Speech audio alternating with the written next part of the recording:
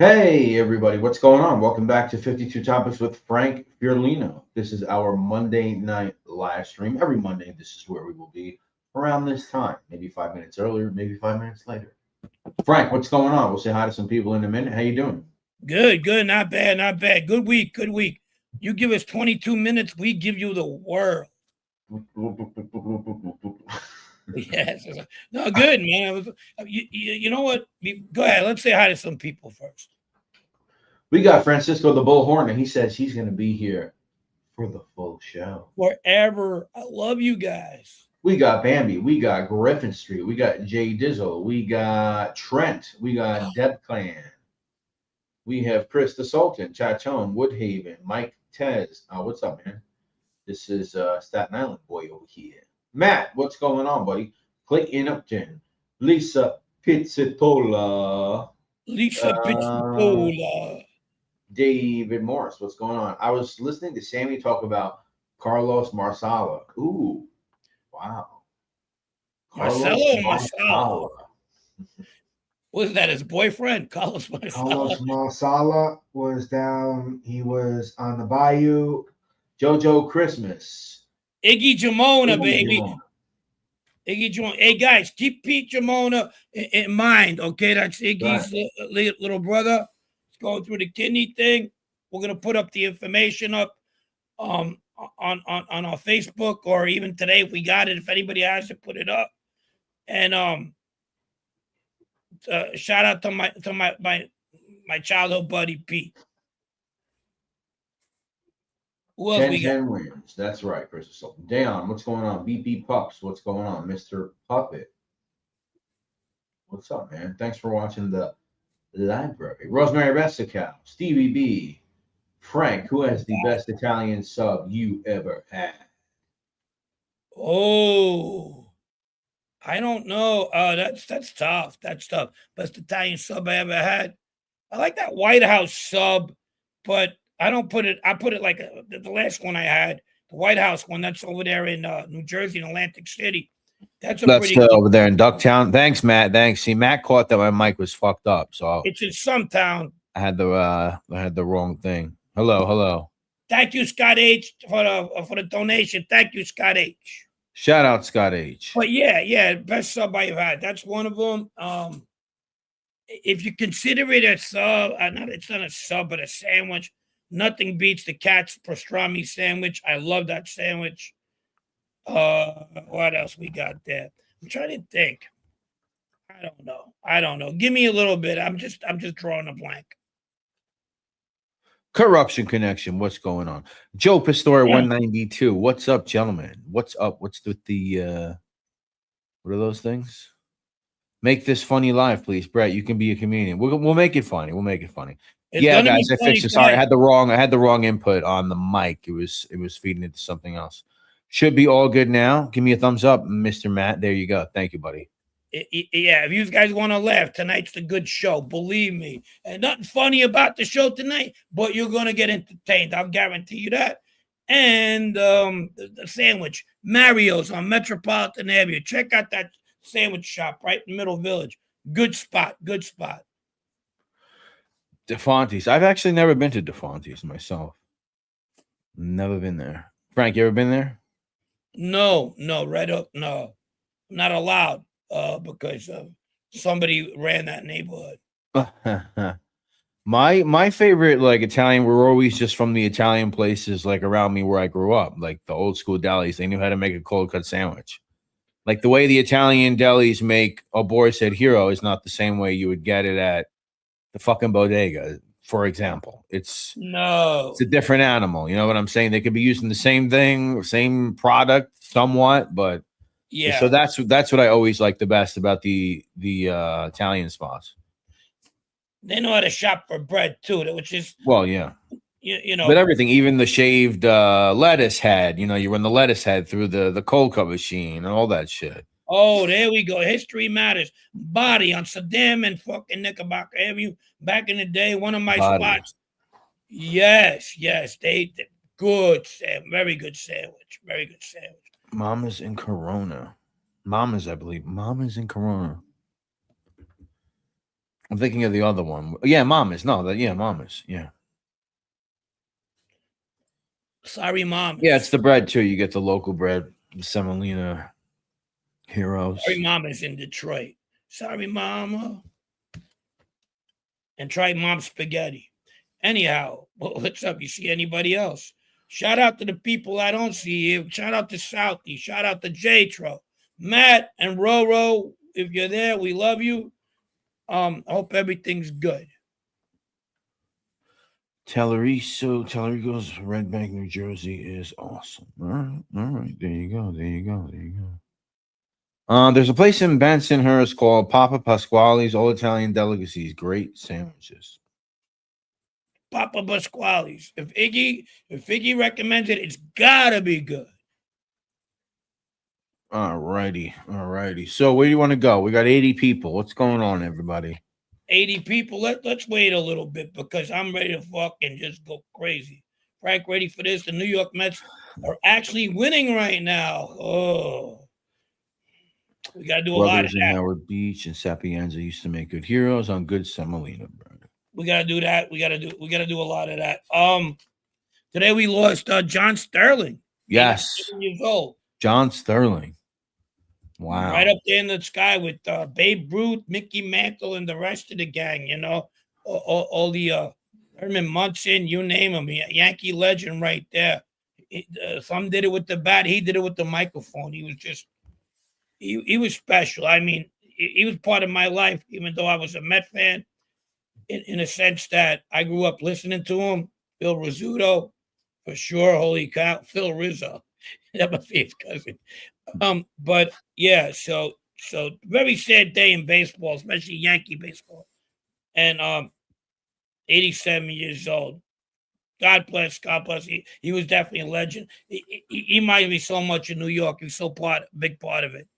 What's your fond memory? The Yankees win.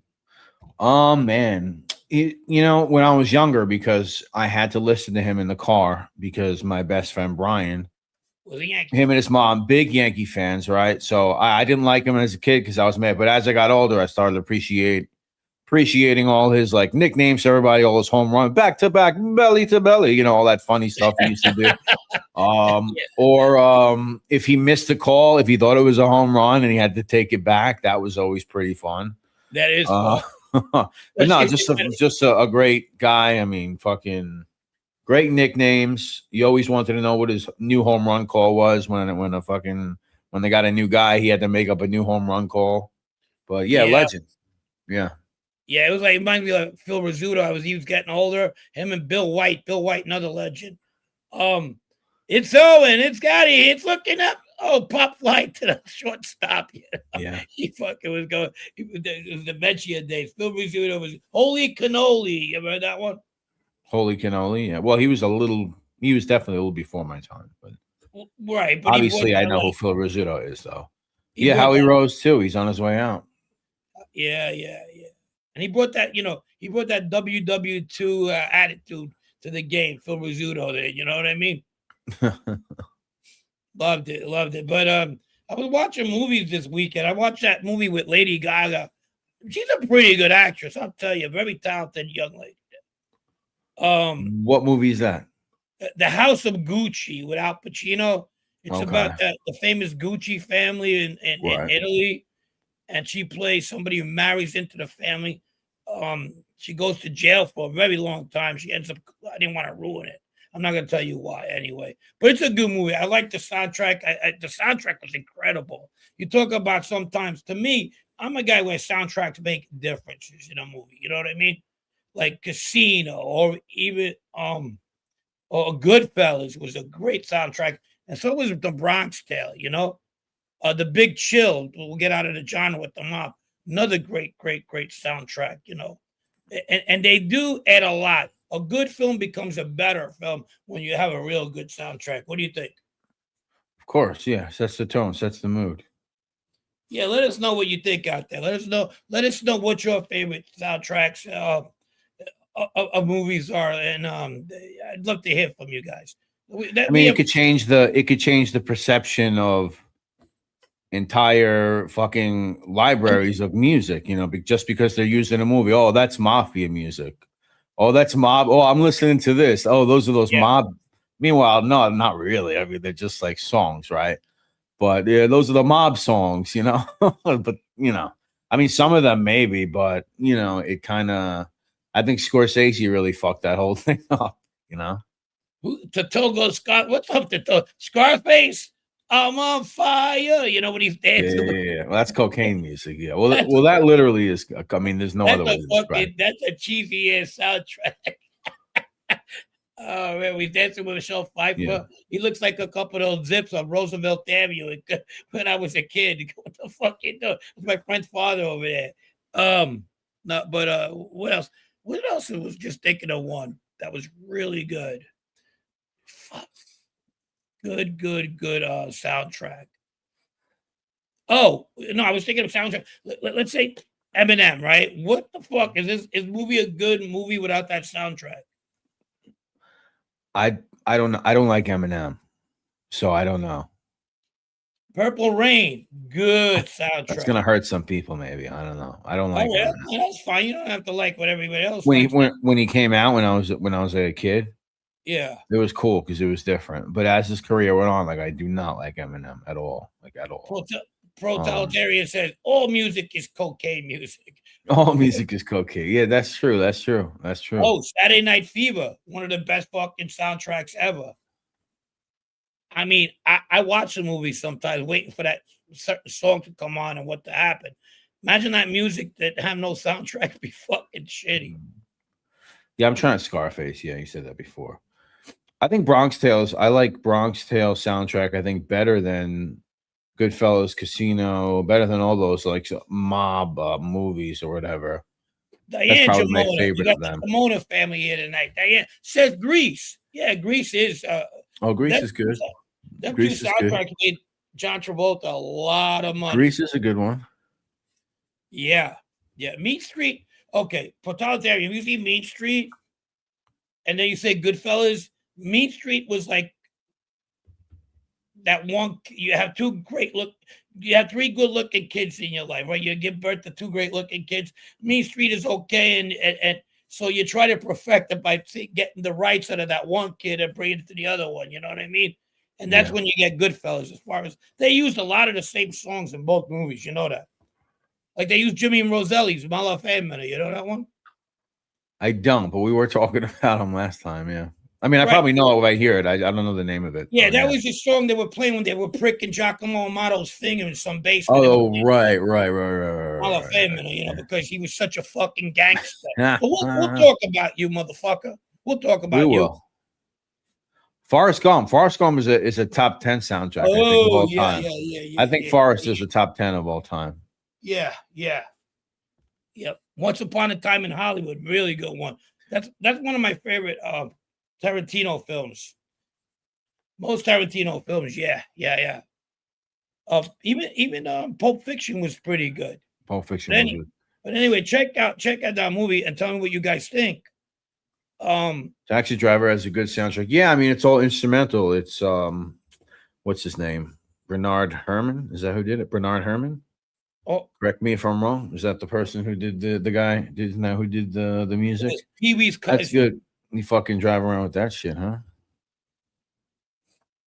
Drive around with that shit, you might cap a motherfucker or two. Belly soundtrack. That's funny. That was Pulp Fiction. Me and a friend of mine, he's pretty high up over there in the family these days. We used to drive around fucking coming out of the bar to that Jungle Boogie from Pulp Fiction. Yeah. Making fucking white turns. Blockness was a good movie. Hey, Dan, what's up, buddy? What are you doing? Dion. It tells you how the audience wants to perceive as a bad character. Yeah, of course. Can make a bad character. You can make you like a bad character too. There's Miss Camilla. For sure. Psycho Scott LaRock, what's up, buddy? You guys each got a piece. paid in full. But then you got those instrumentals that are awesome from the Sergio Leone, Marcone, from the Sergio Leone spaghetti westerns. They're good ones too. Thank you, Scott. Appreciate you, buddy. Scott sent me a cash app. I think he sent you one too. Thank you, Scott. Appreciate you, my man. Scott. Thank you. We will not fail you guys tonight. I'm telling you. Thank you, buddy. If you like this kind of stuff. Or you're living under, I'm not going to say somebody else's fucking slogan. You have any favorite Italian films? I like all the medleys from Braveheart. Like Italian, like foreign films, like Italian foreign? No. Well, Italian, like foreign films. Yeah. You ever have No, I can't say that I do. I'm not a fucking, what is it, the term? Cinephile? I'm really not. I think everyone knows that by now. Sounds weird. I'm more so like a documentaries type guy, but I'm really bad with like a lot of shit like that. What's that guy with Dan Hansen come out when you're coming to see a foreign film? What are you doing here? Are you coming to see Cinema Paradiso? No, I swear. Unless you're living under a rock. Unless you I didn't want to say it, but okay, Camilla. Yeah, no, one of my favorites was Cinema Paradiso. I don't know if anybody's ever seen that. That was one of my favorites. Check it out. It's about life in Sicily in post World War II, and basically, they weren't in the best of time. That section of the world was a third world country regarded by the UN. Sicily was, and how they took the beauty of Hollywood and what it was, all these American films and everything, and they escaped reality by going to movie theaters. And there was a lot of comedic situations, sad ones, and it was pretty good. I remember my mom telling me about the movies and people going there, and there was always that one guy they always fucked around with. A lot of that stuff. La Vida Bella. Yeah, Diane, that's a tough one for me though. With Roberto Benigni, one movie of the year. Yeah, that I know. I mean, because that was so famous at the time. I know that. Yeah. It was like Schindler's List with a twist. Yeah, right. It was like the Italians Schindler's List. That's funny. And I get the story was different. It was fictional, but based on reality. But at the same time, it was it's one of those films I can't watch twice. It's just too sad and depressing.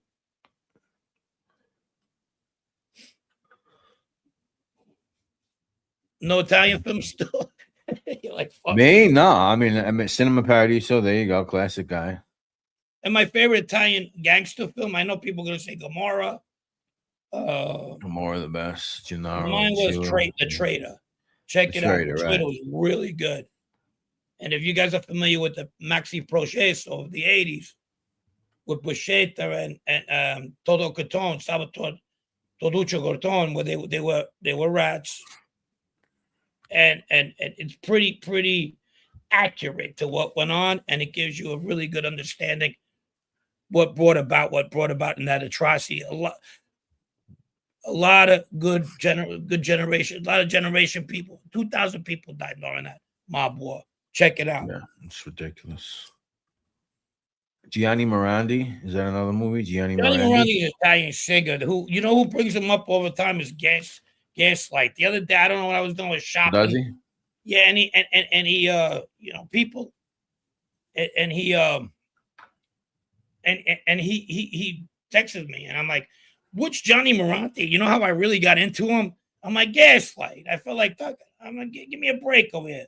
Call me after 8. You know what I mean? We could have this discussion. Frank, is the film more about the trial or his life story in general? His life story in general. But they bring like the most impact parts of that trial in that movie. And I'm gonna tell you, if you watch the actual footage and the trial, it's spot on. From the actors to the people yelling on the other side who stapling their lips, right in the cages. When they're in the cages, right? Yeah, I watched the real footage of that before. It's pretty fucking. What even is that? It's like 10 Hannibal Lecters, fucking. And then you got the families of these guys that are in jail, and they're yelling and they're like fucking once they bring out Fucking crazy. the words that come out of their mouths are Sicilian. You could imagine, sons of bitches, you fucking rat bastards, you should die, you know, and all that other stuff. They were going crazy. Lisa Pizzatola says, did anyone mention Malena? Malena, Malena, who's she? I don't know. Maybe it's a movie. Oh no! I'll check it out. Well, tell me what it's about. If it's about walking on the beach and shit like that, I'm out. I'm like a Shark Tank. I'm sorry, I don't like those kind of movies. I'm out. Oh, it's a Sicilian Mediterranean. I know that one. That's a good one too. That's a Sicilian World War II. Okay. Okay. Check out Mediterranean. It's really good. David Morris says the trailer was great. The running count at the beginning confused me, then shocked me when I realized it was the body count. Yeah. Very cool. Check out the real footage of the trial on YouTube. It's incredible. Yeah, it is incredible. Yeah, it's pretty crazy. Joe Pistori says Momo's on right now. He has no audio coming out of his mic. Oh my god. Well, that's why he's a Momo. He could always, you know. I hate to say this, but I'm not. You know, I can be an asshole when I want to, and this is going to be one of them occasions. I don't give a fuck if that guy gets hit by a fucking truck. After what I heard, I don't fucking care. He's up there with Rice Ball, so I don't give a fuck, honestly. So we'll have fun. Yeah. So what do? We ready? We ready for our show? JJ Lambone says JJ Lambone's the Mayfa stories. You do that on purpose, JJ Lambone? The Mayfa stories. Maybe I'm dyslexic, Bo. I'm sorry. Did they make Sicilian midget porn? Ask for a friend. You know, there's so many borderline short people in Sicily. You don't know who's a midget, you know, just makes it. It's just regular. Yeah, when you get somebody like 6 foot. I remember somebody writing, you know, everybody writes these stories. By the way, before I forget, Totalitarian, that is a good movie. Top 5 for sure. By Francesco Rossi, Salvatore Giuliano, 1962 or 63. Good film. So what were we just talking about? Brett, why are you messing with Giacomo's audio? I'm messing with his station. His audio for all the OGs, I'm messing with his station. His audio been messed up a long time. You know what gets me too is the fucking people that stand there and try to fucking rationalize with this fucking guy that he's a good guy. They said, no, he's not a good guy. He's not a good guy. But this one individual in there, certain individual, he tries to be a gangster so fucking hard, right? Hard, believe me, that let's say when he'll go against somebody who talked and hang out with an alleged fucking chomo. There's an alleged chomo, he backs. He just talks that this is somebody on his chat. He claims he's somebody's relative. I don't think he's that close. Look, especially as close he says he is. And the other thing is, this guy's the other guy he fucking backs up is a fucking out-and-out neo-Nazi racist. Okay? But yet, he likes this guy all of a sudden you like this guy because you don't like me. And you could go fuck yourself too. And if you think you want to come, when I meet him, you could come too. Where were we? I mean, yeah. No, I mean, there's no question that there is a segment of this community that will they'll go fucking see somebody fucking molest. I'm saying that'll see somebody like that, and I don't know if I feel like I'm fucking Scott Bernstein over here. No, listen, I don't know if it's like a concerted effort to like, hey, we have nothing to do. We can go hang out here now, guys, or whatever. But I don't know what it is, but I do know that, you know, we do shows and 98% of our shows, whether it be a live stream or something that we upload as a regular recording, 98.9.989% is not about you, buddy. No, But, it ain't. and it's never the plan, or I mean, but your show seemingly is just like, that's kind of like, and I even see people in that guy's chat telling him to fucking talk about something else, but he just can't. And I that's was why in there we're gonna live, and they were saying, you know, he should have drop listened it. to Or, you then. He should have listened to you, because I'm gonna make him fucking go crazy. And when I'm down in Florida, which I do go down there, you're gonna hate me more and more. You're gonna, because listen to me, you got no chance with me. You're a 70-year-old fucking stupid man. I'll punch you so fucking hard, your rib will come right out of your ass. Okay, but I'm not gonna do that. What I'm gonna do is, you like grabbing girls by the hair like it was the Stone Age. I'm gonna bring a girl over there that knows how to fight, and you're gonna fight her if you want to meet me, and you can bring your retarded son too. yeah, I mean, like I said, I don't want to talk about this guy, but I don't know why he keeps everything. Thank you for the landlord. Like, he can't stop. You know, can't. just, You can't beat me. You I mean, can't. stop it. Put it Just in your shut mouth. the fuck up. So I got a clip. I mean, I'll play it You know, because there's this is people that I obviously watch out for. You're not one of them, this or is anybody in your fucking chat. this is how he speaks.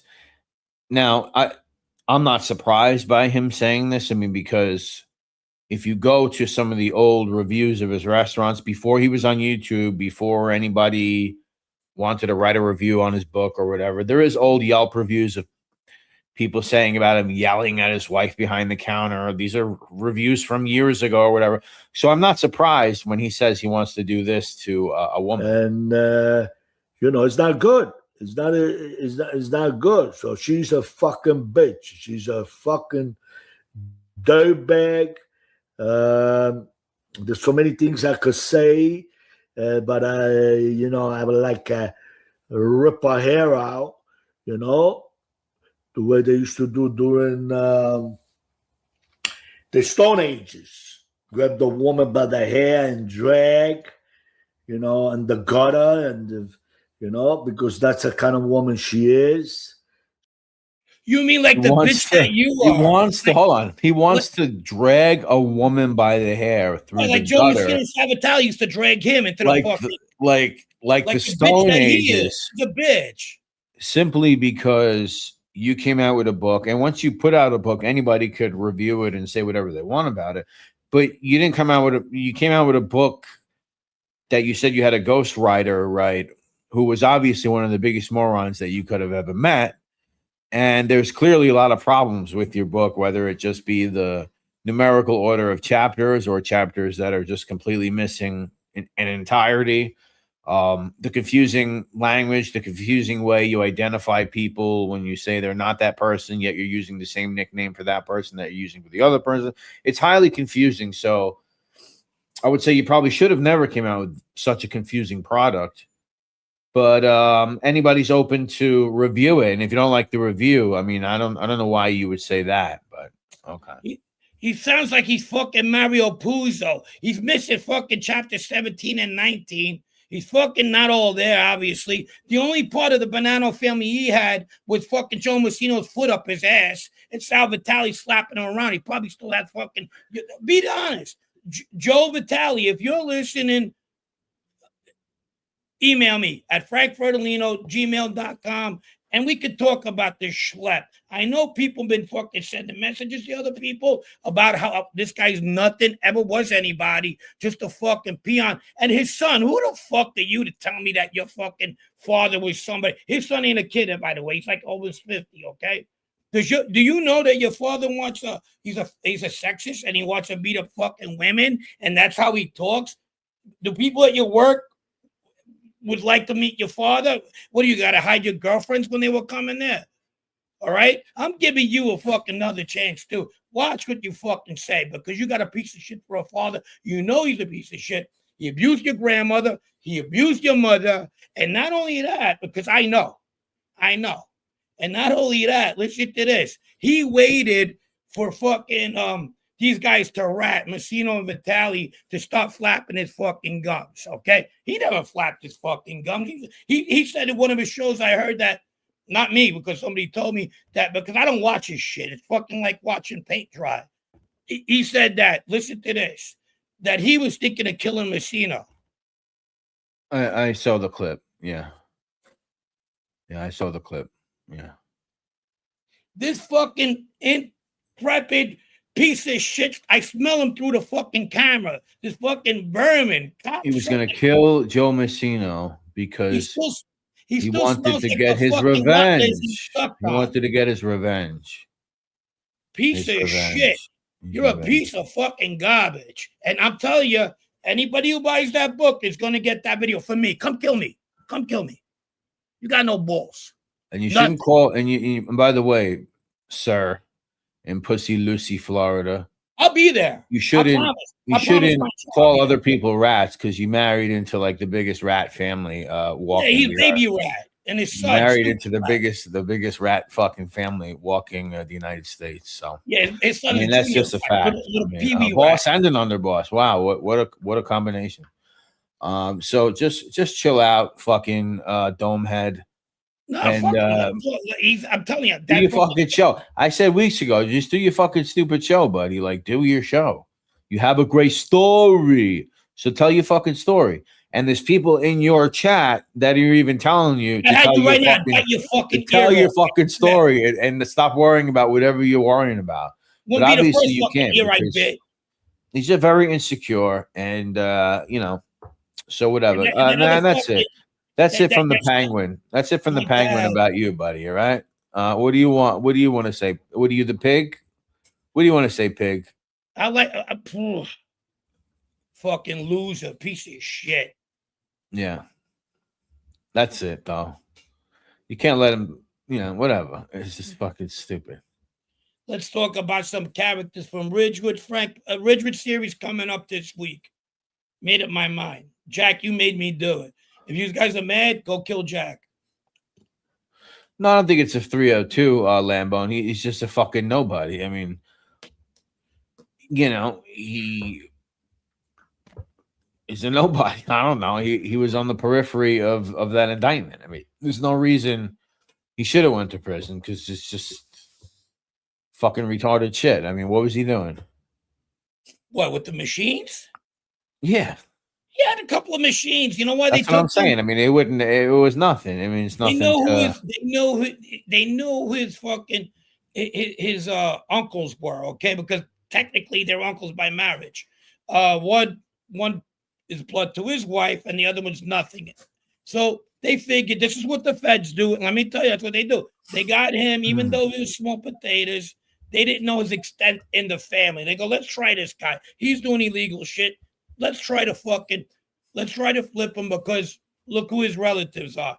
But they could flip him. You can't fucking get blood out of a stone. Yeah. What are you gonna do, man? What do we got here? Any questions? How many people here anyway? Gunsmoke in the house, babe. I seen you. Oh, what's going on, man? What is going on? What do you got? I don't know. Let me see. Proletarian scumbag. Brett, do you prefer Pittsburgh or Antarctica? Brett, do you prefer Pittsburgh? Good question. I don't know. I was in Pittsburgh. I was in Pittsburgh once for a period of like 2 or 3 days. It was too warm. Never been to Antarctica. I don't know. So I guess I don't know. When I was in Pittsburgh, I thought it kind of sucked, but. You understand that was a Penguin question, right? No, I don't, actually. That's how fucking slow I am. I'm going to go with Pittsburgh, Proletarian. That's how slow I am. I'm going to go with Pittsburgh. I didn't say that. I'm a Yarmir Yager kind of guy, you know? You were like giving him the Pittsburgh thing. Like, well, Pittsburgh's nice. I've been there once. Me too. Brett, I know it was nothing with that. He could have. I mean, I'm not saying. Obviously, I don't know for sure. Proletarian. I got a good topic today, guys. We're gonna talk and we're gonna stop talking about this jerk off until I go to Florida. But I will. I promise you. I've been other places to go see people. I've done it. I mean, you're not gonna be. What makes you different? You're not. You're nothing. Who's scared of you? Like I said, if I got people, that I gotta watch out for. A coward dies 1,000 deaths. I fucking definitely. You're not the guy, bro. Not the guy. You're not the guy. Hey, what's going on? Not you. And what did he say? His son, Vinny, ask this. He was at a party. Vinny Gorgeous seen his son, and his son told him, I don't think Vinny liked me because he thinks I don't know if he might have thought I was the next in line in the Bonanno family because I was next to Uncle Sal and Uncle Joe. Who has imagination? No, he's probably looking at you because you were retarded. He goes, who the fuck is this idiot? You dumb motherfucker. Pittsburgh is very sad and miserable. I'm dead serious. It really, really sucks you. Yeah, so I was in Pittsburgh, I don't know, over a decade ago. And it was based around the Mets playing the Pirates. So we went over there for the series. And I don't know. I stayed kind of near the stadium. I don't know. I just remembered everything closing early and not much going on. Bunch of fucking embellishes. So many in this community. So many. I was a fucking coffee boy, but you know what?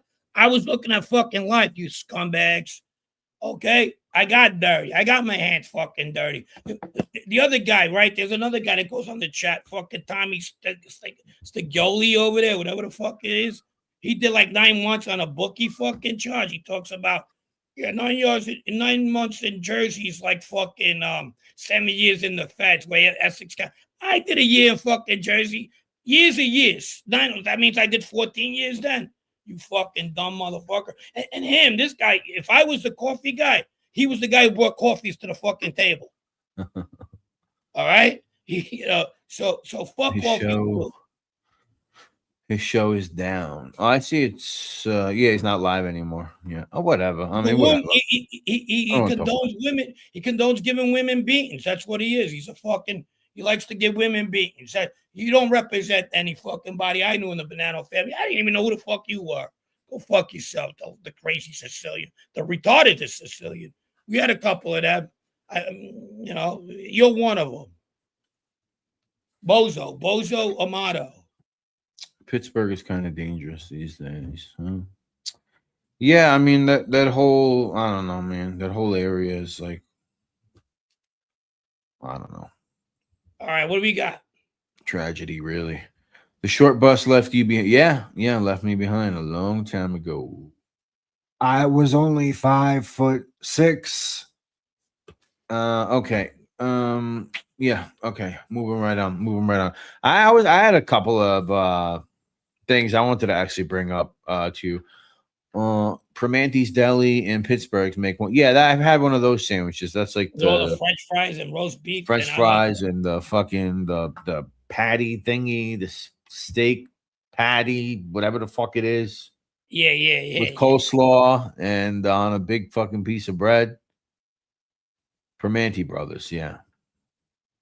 Yeah, they're like $40 at the airport. I was at the airport, $40 sandwich.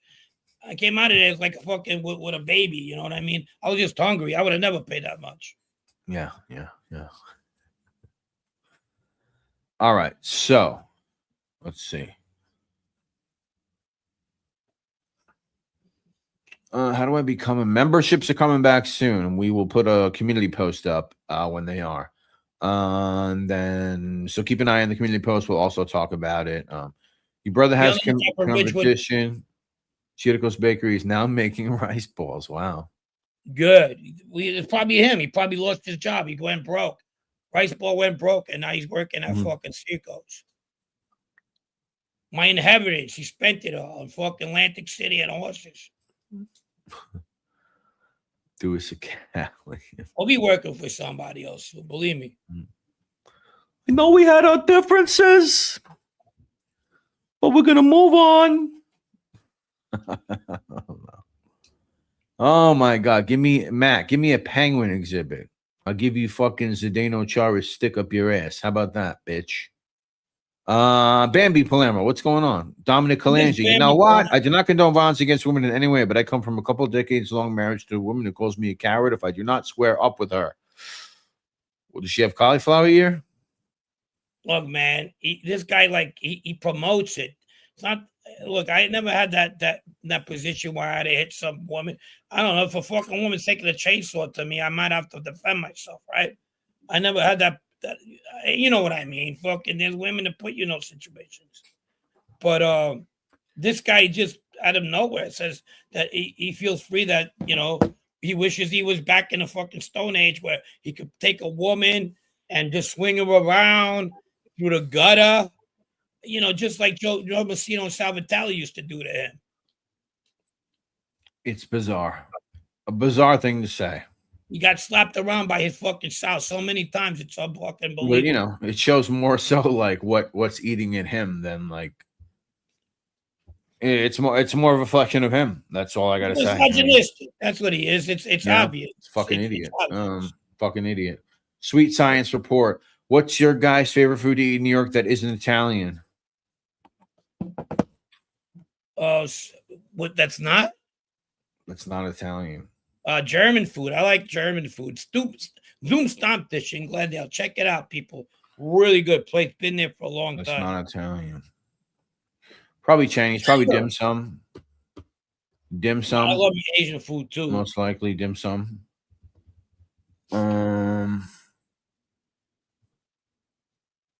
Mexican food in New York. I don't remember any good spots in New York when I It's was gotten there. a lot better over the past decade, actually. Yeah. Yeah, when I was there, no, he's the new Tony Pizza. He's worse. I mean, I don't know. Maybe they are the same. Who the fuck knows? Have you ever been to Amsterdam? I have not. Frank? No. Very good looking people, the Dutch. Tall, very good looking. Very good looking. Let's get to the inheritance the mob leaves. Let's get back to what we do best. What do you think? Whenever you're Yeah, sure. I'm just reading the comments. Cajun food. Yeah, if you could find it. I mean, I love that stuff. that's another I love one. that stuff. I did not expect to open the door to a Pittsburgh pedia, but I like it. Yeah, baby. Yeah. Little immaculate reception. All right. Let's move on. So what do you want to talk about? Oh, basically, I want to talk about what happens when like somebody in your family, is a mobster and he goes to jail for either a very long time or he gets killed or one or the other. What happens to his family? Do they get taken care of, or they just forget about him? Look who's here, the scumbag. That's not him. Hello, friends. That's not him. Fucking how's So your what's face? him? I'll put him on. I'll bring you on, Giacomo. But that can't be him. Fucking piece of shit. You'll never sell a can't book answer if I'm. Don't buy his fucking bullshit book. And he likes to hit women. All right, back to what I was saying. So what happens when somebody's killed, goes to prison, or just dies naturally? So I have a couple of people, and I put them, in that categories. I got them with the weak ones and the strong ones. You understand? So let's go with a couple of people I know. So I'm going to start with Vito Licata Jr. Anybody knows Vito Licata? Vito Licata was he was a gangster in Knickerbocker Avenue, a real tough guy. People fucking went. A lot of people feared him when he walked down the block. He was a tough guy, good with his hands, boxed, whatever. He had the son, Vito. He was friends with Vito Licata Sr. was friends with my Uncle John. He was part of that Three Gregorio crew with Ristelli and my Uncle Cheech and all of them. Hey, Frankie, stop. What's that about? What? David Bradley says, hey, Frankie, stop. Oh, I don't know. He might be behind from before. Okay, I got you. So anyhow, he died. He gets killed in a pool hall. We talked about that. People come in. They were looking for him. Two guys came in an overcoat. Obviously, it was cold. I think it was cold, and they just ended up fucking shooting him and killing him. He had a little kid, Vito Jr., and I seen his uncles were alive at the time, so he had a little clout until about 1982, walking around like he was something. And then his uncles get killed in about 82 at Licata, the coffee shop. Right. And then I see nobody fucking gave him clout anymore. He ended up, you know, who felt bad for him was Vito Grimaldi. He was out of work. He was a little bit of a gambler, and he gave him work. When he gave him work, he ended up getting together with a chick who was they had problems, and he was a little overweight and everything. But he tried to live that legacy his family did. But I could see what happens. Nobody really was paying attention to him. Like, let's say if his father was still around or his uncle. So that's what happens a lot. They just shit gets just fucking you don't matter anymore, to put it that way. You know, Frank Mary is one too. His dad got killed, the Bonanno guy. The lawyer. Matthew Mary, the lawyer. Matthew Mary. Frank Mary was the dad. Right. Thank you. And he always tried to hang out with the gangsters or what, trying to give whatever help he could give, because he didn't have it in him to be like his dad was. So he was one of those guys that just was on the scene. You know what I mean? Yeah. And there was Albert DeMeo, somebody you could talk about. His dad tried to groom him. Am I correct a little bit? I mean, he makes it sound, I don't know. I mean, he makes it sound like he let him in on a little too much, then probably more so. Yeah, I guess you could say that's grooming in a sense. Yeah. Kind of laying it out there a little bit on him as far as what he was into, the life he was living. And then there's Chris Colombo. His dad got whacked too, but he doesn't complain about it. He does the little parts in the mob to make him sound like he's still a gangster, even though they whacked his dad, and they don't care because he really doesn't want to take revenge or anything like that. So they just make him yap, and he's all good about it. But at the same time, let's talk about when you talk about Chris Colombo, you can't help it but talk about Billy Cotolo Jr. Now, that's just a sour subject for me, a sore subject, because I'm friends with Billy Jr. And I mean, you talk about who's his friends or not his friends. After his dad dies, you get apparently Jackie DeRoss that wants his dad's book. He's coming to the house. He's telling the mom, hey, listen, where's the stuff? You know, the book, like 2 days after the dad was missing because we need it. Pretty fucking, you know, most gangsters would have left that, would have found that out on their own, even if they knew what happened. And Billy could have went two ways about this. He could have just walked down and lived his life and forget about it.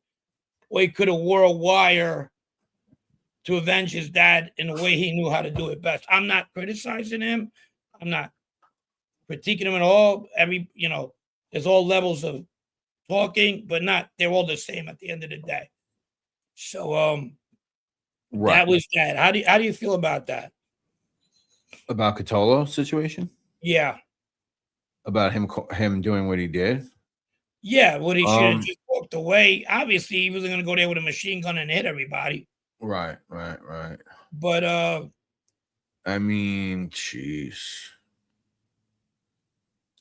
He wasn't in jail. He didn't get locked up. I know. You know, and then is he a gangster? I don't know if he was a gangster. I guess he was he's knocking around guy for sure. Like, how would you describe him? I mean, I know he was, you know, a little. I didn't know him, you know, like that. I know I didn't know him like that. It doesn't mean he wasn't. It's just that he was his son's kid. It was his dad. He was his father's kid. Right. And that's where he was at. But I mean, he had to have been a little more than, I mean, to even, I don't know. Because, like, if he's not looked at as one, or if he's not even looked at as an associate, then what? No, he was definitely an associate. Right. So, I mean. And if his dad would have probably made him too eventually. No. No, that's what I'm saying. But he didn't have no cuffs on him. Like a lot of people say. No, I know that. Yeah. What was the end game? One of his sisters don't talk to him. I don't know. Grooming happens by accident. Smirks sometimes. Sometimes. I know a couple of those situations. But sometimes. CJ says Bill Couture seems like a nice guy. Seems very emotional when he talks about his dad. Yeah, he loved his dad a lot. You could tell he had a great relationship with his father. And I hope one day he could come on and talk about the relationship he had with his dad. But my whole sense of this topic is to show you what happens in situations like this when your relative ain't around no more, and how do certain people react? You know, either your dad's ex friends, or just your friends, or just the guy at the bakery who likes to Right. give you a free loaf of bread because your dad's who he is. That kind of shit, you know? Yeah. Yeah, I mean, I guess it depends, right? Yeah, people don't give a fuck about what you can do for them. Strikes. That's basically my point. But I will get. I got them. I got them in a. I shouldn't put them in that category. I got them in the category of like the weaker ones, you know. And I could have easily been on that one. I don't know. I don't know. But I remember Joe Conti's a good one. He's a guy that, like, unlike Patolo Jr., who I do like, this is a guy I did not like at all. He was the guy where when his uncle Patsy Conti was around, he was just a complete fucking arrogant motherfucker. Arrogant piece of shit. I mean, if he could screw you, he would. If he's listening, fuck you. And that's who he was, you know. When his uncle goes away and then chases him, he kind of got to say, he kind of smelled the coffee. He said, fuck this, man. These motherfuckers are gonna kill me. I gotta get the fuck out of here. I mean, they're killing me right. They're gonna kill me right now. Even with my uncle around, I just gotta get the fuck. I even do what is it, episode 5? Or episode 4, where we talk about Joe Conti. And check it out on the Ridgewood series. So that was him. And some people might even say John Gotti Jr. falls into that category too, where, and I differ with that, because did he step back because he wanted to? Because he wasn't as soft as people thought he was. Far from it, actually, to be honest with you. And we talk about that. I talk about that in the OC Shorts show we talked about it here as well. But did he take a step back because he knew a lot of people didn't like him and said, wait a minute now, my dad ain't around no more? Or just because he just was tired? I don't know. That's something I don't think he'll ever tell us. Right.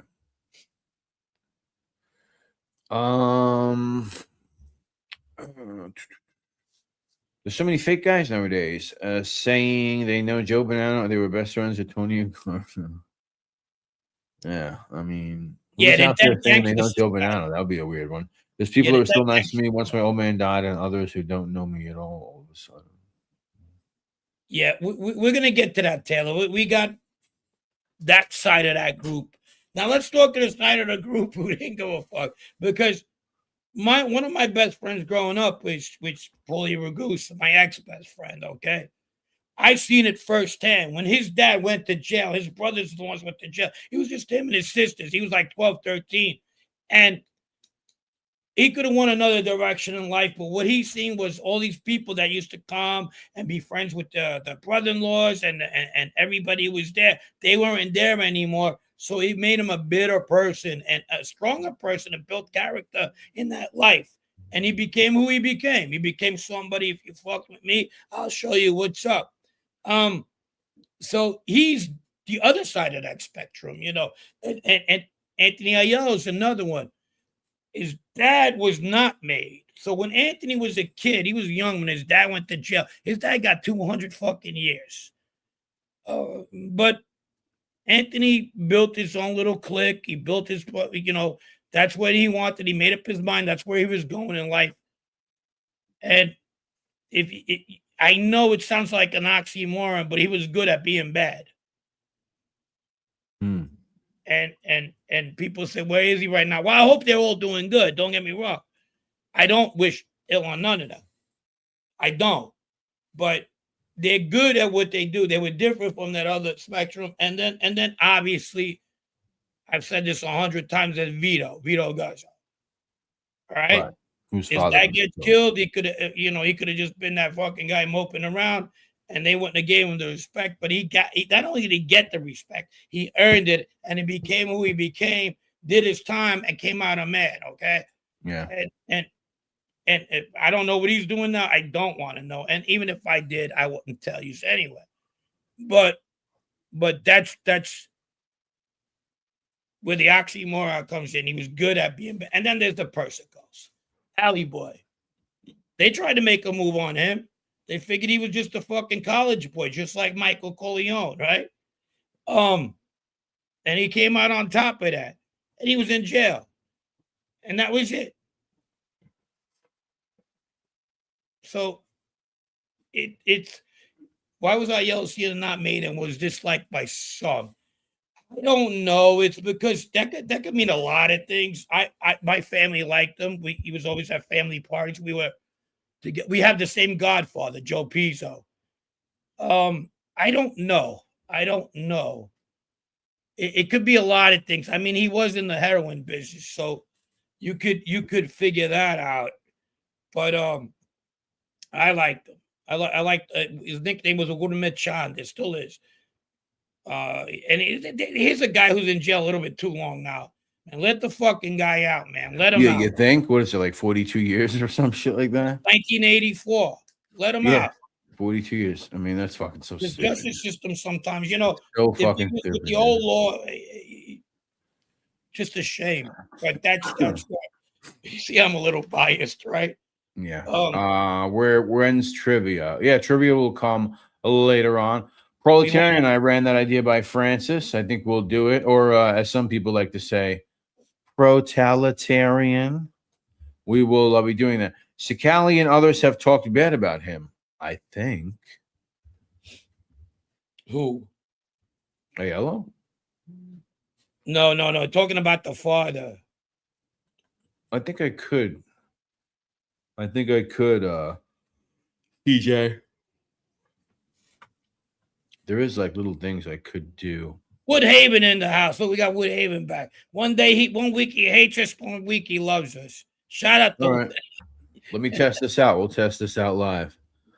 How many? Let's do it. Everybody's down for trivia. You want to get trivia? We'll give you trivia. I just want to see how this poll thing works. Take two. Sure. Screw in. How many Polacks does it screw a light bulb? I know that joke.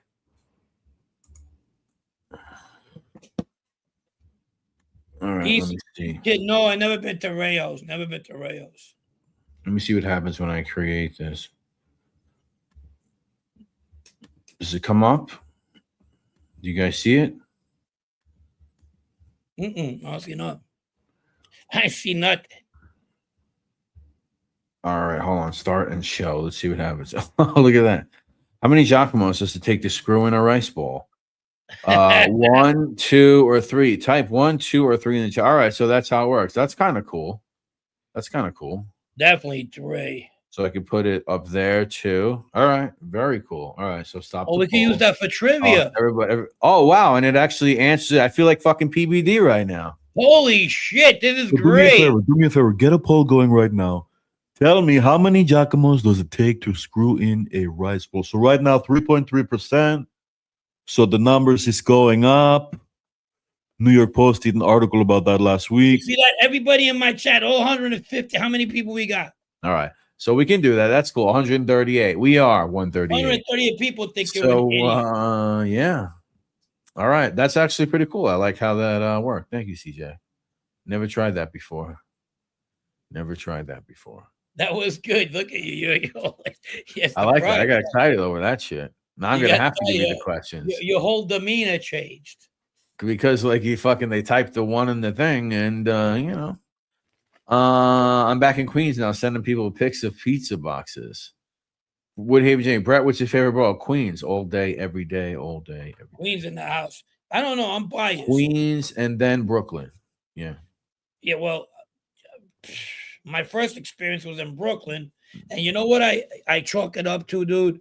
when I got to Brooklyn, it was beautiful. I remember like 4 or 5 years old. So then fucking it was like color, you know what I mean? Then the black out happened, and my brother passes away.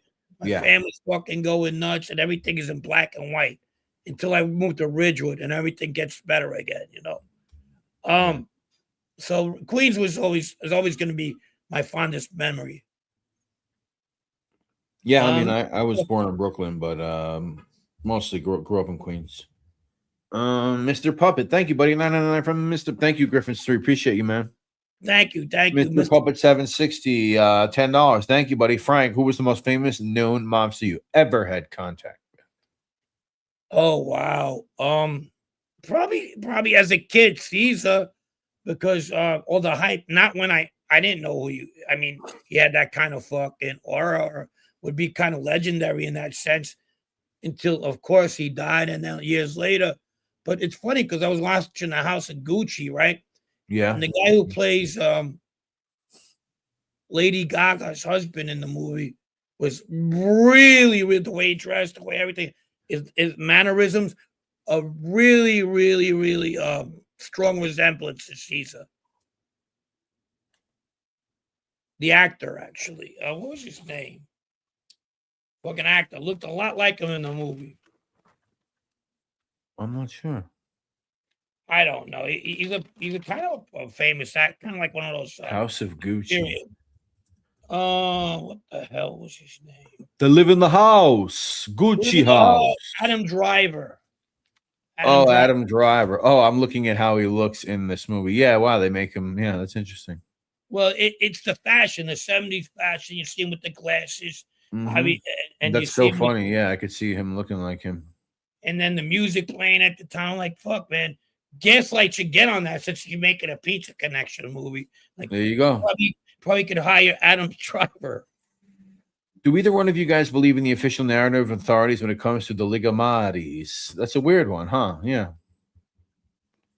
Francis? What's that? The Ligamaris, you know, the double deletion. Yeah. I mean, I've talked with other people. I'm not gonna. They're not here anymore anyway. The one I did talk to about, one A, and two maid guys. One passed, obviously, and we felt that the father must have came down and seen his son, who was at the time going through a lot of emotional stuff. His wife was on the verge of leaving him. He was going through a lot of mental stuff. Good kid too, Peter. I knew Peter. I met Peter. And what happened was he probably went to this was all speculation, went downstairs, seen his son, hung, and then just lost it and hung himself right next to his son. There was a bottle next to there too. Then there's the other one, which I don't believe. The father found out he was fucking talking to the government. That's not ever that. It's actually kind of fucked up, mean, and by even bringing that shit up, and he convinced them to both hang rather than go that route. Yeah, I mean, if you, I don't know, why do it that way? You know, that's the weird thing. But it seems like the first story is more, but I don't know. Driving around Ridgewood and Mass for the last couple of days after a long time has been wild, so different. Hipsters everywhere. Yeah, a lot of hipsters in Ridgewood. Somebody was telling me. Somebody just texted me that the other day. They were what driving, up, Southie? Yeah, the hipsters in Ridgewood. Yeah, for sure. On Flushing and Metro. I'm like, the fuck you doing on Flushing and Metro? Unless you're getting a fucking rice ball. But if there was all hookers there back in the day. J Mass, is Bushwick similar to East New York nowadays since they both border? No. East New York is still kind of East New York in a sense. It's still East New York. East Kid for the most part. I mean, Bushwick is Hipsterville, USA. But still Puerto Ricans. I mean, there's still Puerto Ricans there. Was Cesare the leader of the two? What was the dynamics between him and Baldo? Yeah. They respected each other, but yeah, definitely the other one was more of the let's do this and let's do that. But look at his last name. What's up, Tower King? What's up, half day of the Jackal? Hey, Jackal, Adam Driver. Yeah, that's him. So I was watching that movie. I was like, holy shit. I was having like flashbacks as a kid. The mannerisms too. The guy plays like a shy guy in the movie, but a smart guy, a sharp guy, very intelligent. Frank, when you were in the life, did you have real friends outside the life? I did. A lot of I was never like fucking consider myself in the life. I'll put it to you that way. It's just my family was in the life. I was just their kid. Their nephews, whatever. And I did. I had my first friends, and I wish they fucking. I was talking this with actually Michael Keefe, and I was like, everything was normal until 1982, and the rest of the Italians came up from Bushwick. Then that's when I started, like, unfortunately, fucking searching for myself, and because I was at that point was getting real American. My brothers weren't. They were going back to Bushwick.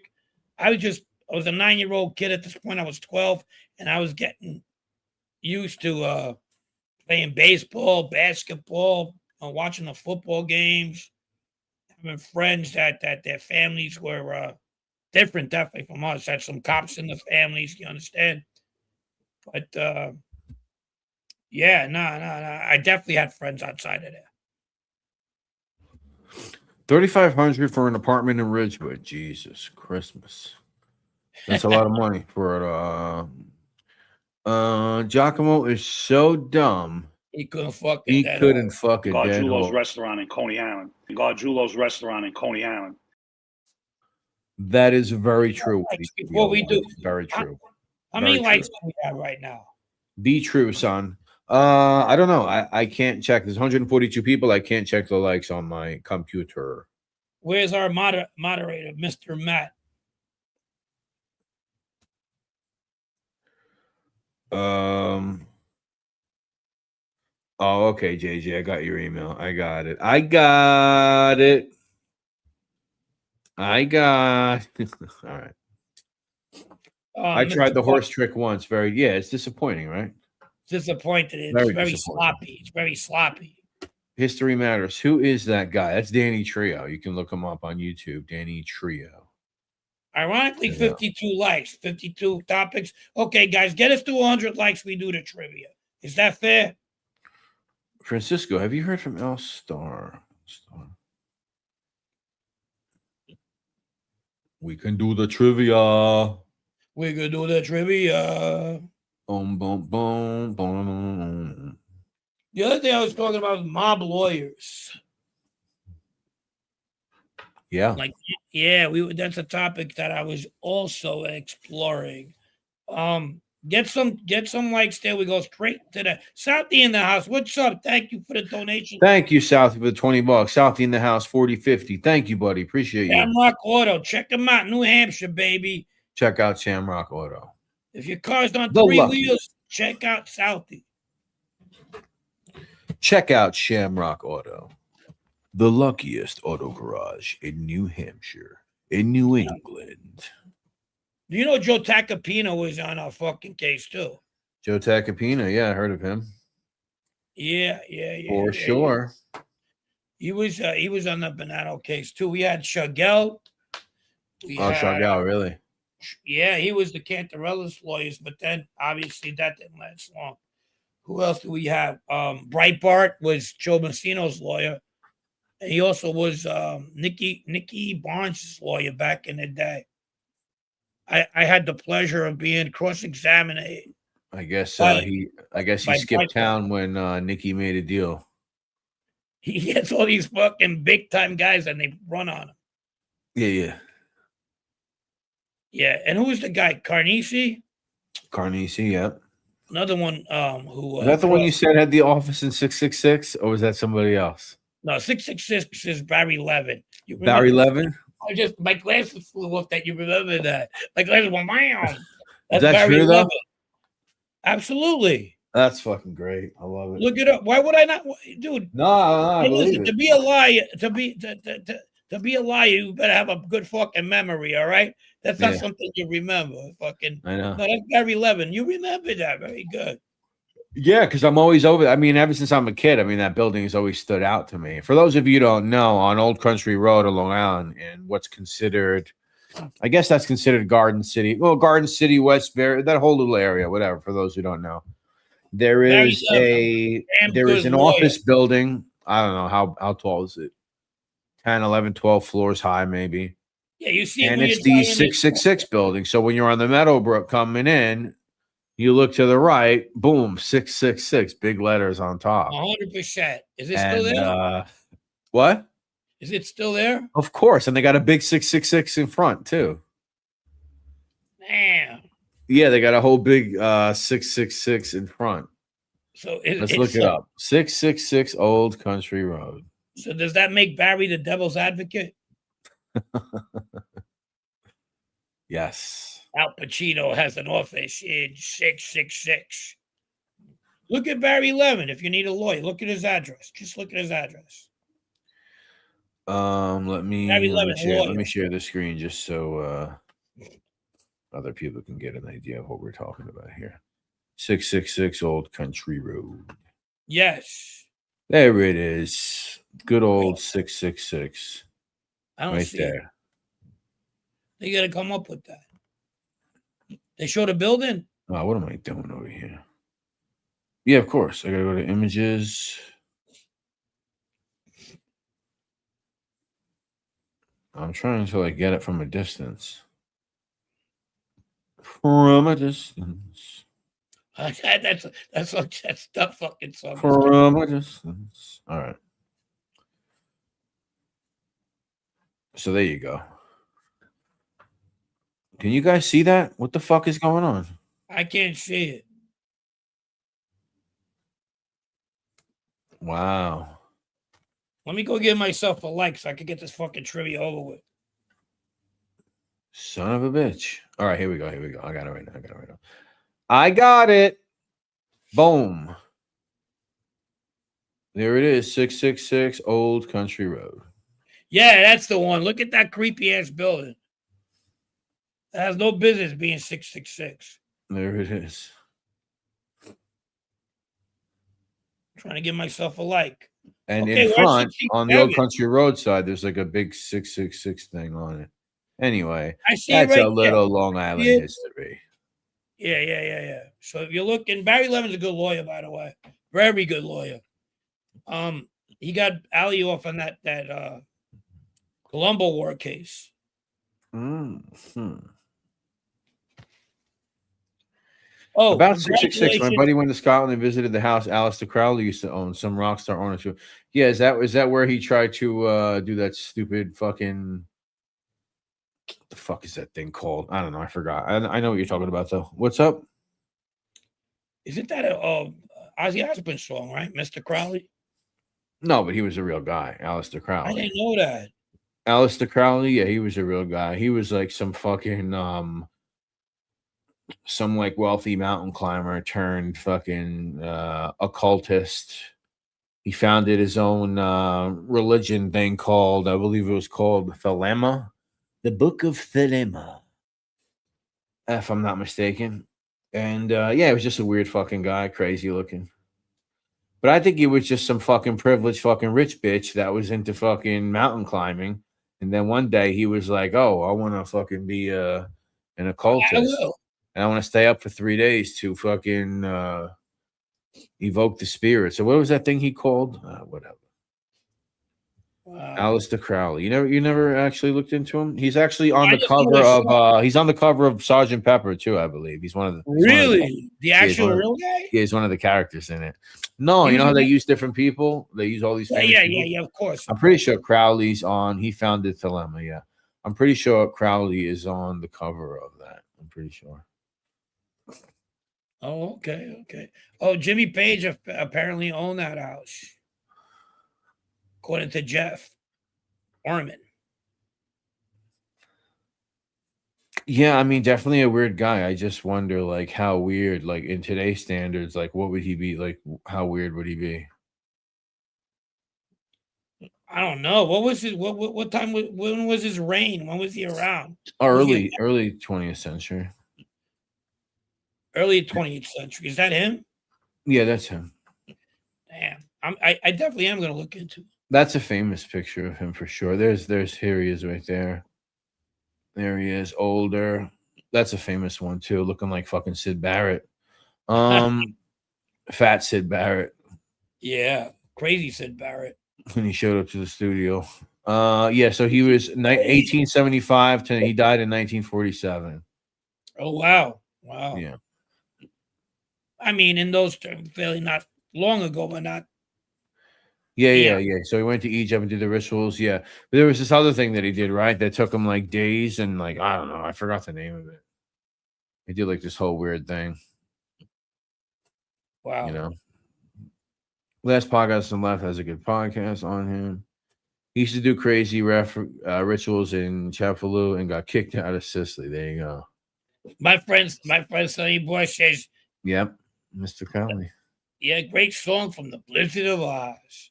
Dun, dun, dun, dun, dun, dun, dun, dun, dun. We got 60. We need 32 more people, and we will do trivia. Crowley be normal in today's standards. Yeah, right.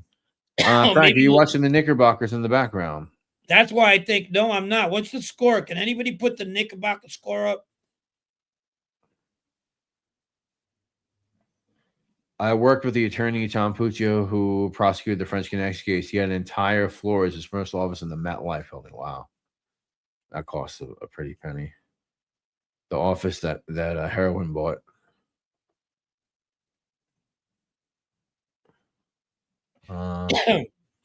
I'm getting harassed by some chick right now on my phone.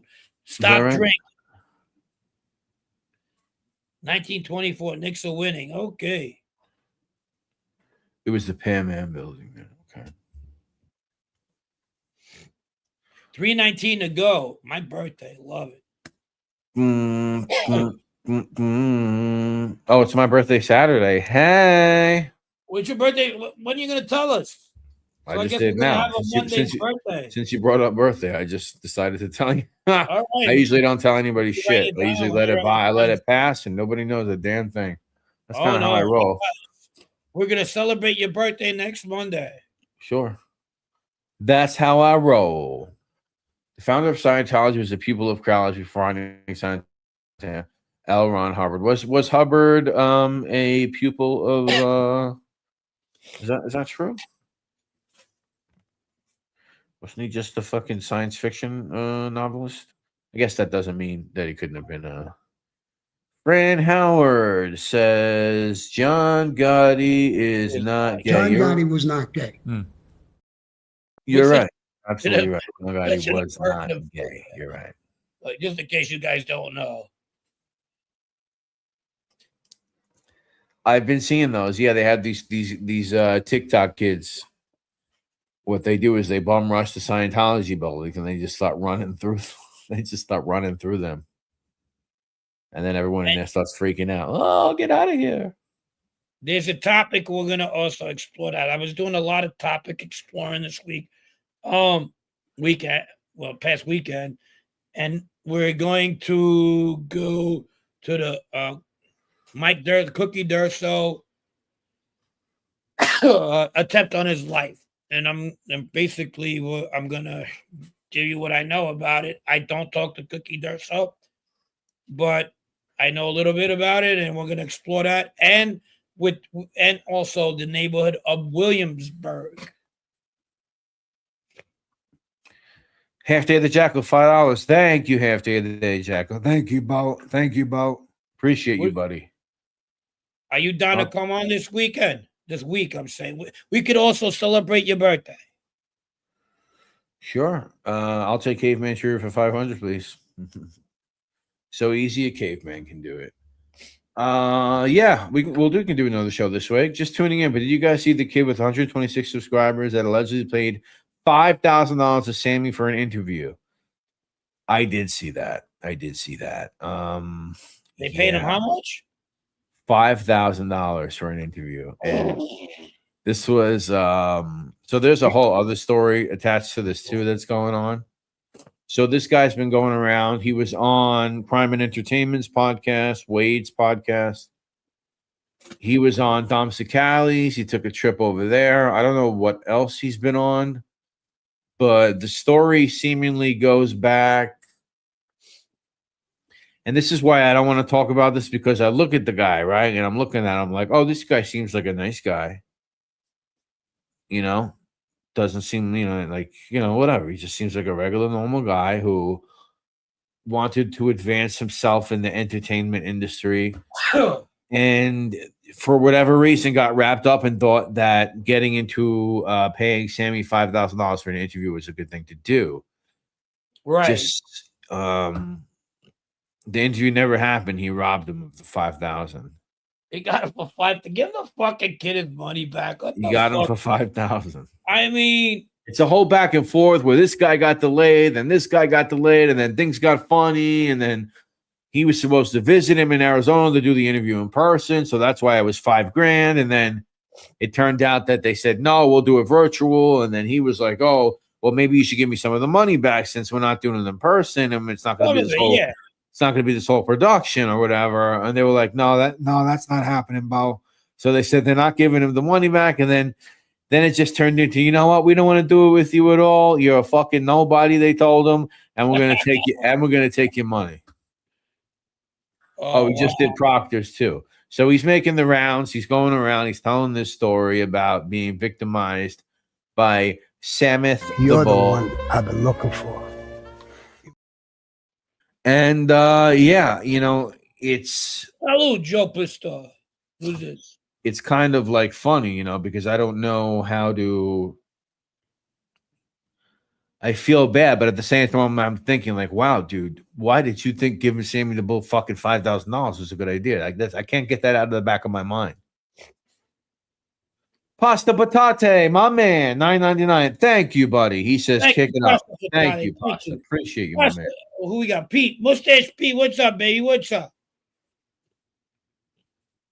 So how is Proctor? Gerard Jerry Gonzalez. Thank you, buddy. He sends $10. Hey, Frank, did you see that street takeover that happened on Elliott and Fresh Pond where Gianni's used to be? What do you think would have happened to those kids back in the day? I think you mean the Giannini's restaurant. Yeah. What would happen to them that day? If that was Casablanca, their kids, I don't know, but they're fucking kids. They better hope that. You better find them, Bo. You better find them, Bo. They better hope that fucking they're not around Messino. Find those kids, Bo. They would have let it slide that one time, and then the second time it don't happen again. Don't let one of you guys are gonna get hurt. And it's usually the big mouth or the ringleader. That's how it usually goes. Thank you, Gerard Jerry. Appreciate you, my man. Armand, Mr. Mustache. He says he's got to be very naive to think that anyone really even cares about Sammy anymore, first of all. And Sammy didn't even show up in an interview. He would get robbed in the street. Yeah, it's like Armand's in full savage mode. I get it. I'm trying to like rationalize it somehow and give him the benefit of the doubt. But yeah, no, I can't get it out of the back of my head either that he just rationalized that as a good idea. I mean, yeah. Jay Francis. Frank Pergolo was mentioned in the Mafia Comics book. Has Frank spoken about that investigation? No. The only connection I have to that fucking the mob cops was my hand. You said Frank Pergolo, but continue. Oh, my bad. No, if you know something, say I don't. That's what I'm saying. I would no. My bad. Yeah, he's mentioned in a few, but he's even mentioned in Louis Ippolito's book that Louis Ippolito wrote. He even mentions Pergola in that book. Yeah, I mean, the investigation, like how it broke, not really, not to me at least. He spoke to me about Louis Ippolito, about knowing him, working with him doing favors to him at times, and just knowing him. Caracappa, he was partnered with him at one time. I don't know if he's ever. I haven't spoke to him late about the investigation, so I'm not really sure. Armand, I love you guys, but I don't mean to. No, I get it. I can't get it out of my head either. It's just like, fuck. I agree with you. I agree with you totally, Armand. Great work on the Tommy Karate video. Thank you, buddy. Half Day of the Jackal. Thank you. Says the same thing. Thank you, guys. Yeah, check that out on my video. I took a walk and talk through Bay Ridge. Please check it out. Okay, go ahead. Oh, look at this, DL, the fucking crumb bum. You should do an interview with this kid and do your Sammy voice. You might be able to. Get it down. Just come up with an avatar. That's fucking good. That's good. Dude. That's a fucking. No, but think about it though. I mean, what kind of scumbaggery is that? Like, let's actually give this kid a little crap. I mean, he's not a kid, but let's try to feel bad for this guy a little bit. I mean, come on, $5,000 this fucking scumbag took from him. Or I mean, you guys don't have to feel bad. I mean, it's not something I would do. All right, Bosek, peace, man. Thanks for stopping by. I guess I'm just trying to be too nice. You know, I know that we couldn't work it out, that we couldn't make the interview happen when we wanted it to happen. You think you want to go? I am willing to give you back $5, not $5,000. I was watching the movie Predator 2 the other day and saw Eppolito in it playing a cop. Yeah, he was in a bunch of fucking movies, Eppolito. Look at that cat. Look at that thing. Look at this thing. It's fucking heavy motherfucker. That's the Maine Coon? That's the Maine Coon. Say hello. Oh. Sheba. Look at that. Maine Coons they're meant to be big though, right? They're all like big, right? Fucking 28 pounds. Jeez, 28 pounds. Oh my god, dude. My best friend these days, you know what I mean? Swinging udder? Huh? Does it have a swinging udder when it runs? I do dumbbells with her. I'm gonna sell you to the Vietnamese joint if you don't stop. To me, he came off a little goofy. Yeah, a little over his head with the whole thing. BP Pups 499 says, you know what? Thank you, BP. You know what? Thank you, BP Pups. Appreciate you, my man. Thank you.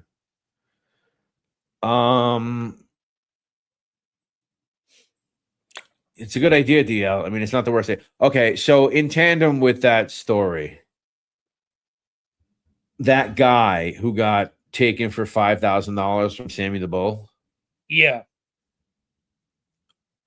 He came out and produced. So listen, I'm on the fence with this one. I'm not committing to either side because I could see a fucking troll doing this. Somebody writes this guy an email. My name is Joe fucking whatever. I am an intern for at Jeff Nadeau in the Sit Down News. I hear that Sammy ripped you off, this and that. If you want to come on the show and talk about it, we can get your story out there. We charge $1,000 for this, and we'll put you on the show. And that apparently came from someone that said they were Jeff Nadeau's intern at the Sit Down. I'm on the fence about that. What do you think about that? You think that's true? I don't know. Fucking. Thank you, Francisco. Thank you. Oh my God. It was negotiated down from 10,000. The original negotiation with Anna. Once Anna left, 10,000. Did you say what's Anna been up to? Anybody know? No. I got to speak to her last week through Instagram, so maybe she'll come on at some point. I know there's things going on. I don't want to speak for her. I know, but she's involved in a lot of stuff with that. No, with that guy. Yep. Yeah, she's in the middle of something. What's up, Com? What's going on, man? Who's here? Com, C-O-M. Oh, okay. Yeah, so that guy said he got an email from someone. I don't know where to go with that one though. The dude with the Genovese. I don't know. You got a picture of the dude with on a walk and talk? Oh yeah, we can. That's a funny picture. Of course. There he goes. He spotted on camera. Yep, that's over in Port Washington with Yeah. with Mikey Nose over there. Yep. Shout out to Louis Casman, by the way. Louis, if you're listening, shout out to Louis. 52 topics. Proctor had some dude on an interview. Is this? Yeah, let me see. I guess Proctor had him on, right? Let me see. He was on Cicali's too. More bullshit from Sammy. Let me see. Sammy, maybe it's in the algorithm already. I want to write Sammy the Bull 5,000. Let's see what comes up. Nothing yet. No.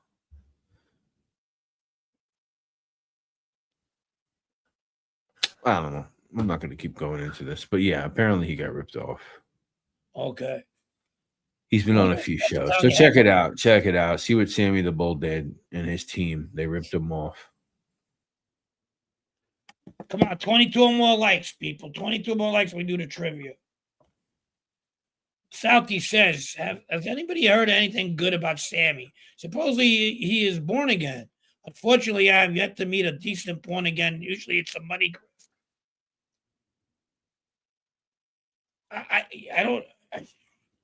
I don't know. Was he really seriously about that born again shit? Yeah, I mean they brought a whole film crew to that church. That whole thing. No, I know. No, if I know him, that's just that's a scam. You know? He's born on asshole again. They brought a whole film crew. That's the whole "this is the end" clip that I play. Yeah, I love that. You know, they got a whole film crew to that mega church or whatever the hell that thing is. Bro, that's one of your finest works. Can we check it out again? I mean, bro, any church that you go to and the guy talking looks like he works for fucking Apple in Silicon Valley, you walk right out of that fucking place. Just walk right out of that place. Your money's going right to Benjamin Netanyahu. You need to walk right out of that fucking place. Right now. Benjamin Netanyahu. Do I have that one? Oh shit. I don't think I have it on here anymore. That's one of your masterpieces. Oh, I do, but I have to stop it when the gun comes. Oh no. That's the problem. Let it Yeah, go. that's the only problem. This time it cost us about $400. Yeah. All right. So Gaslight Studios is back. Gaslight Studios, he's back with the quote of the week.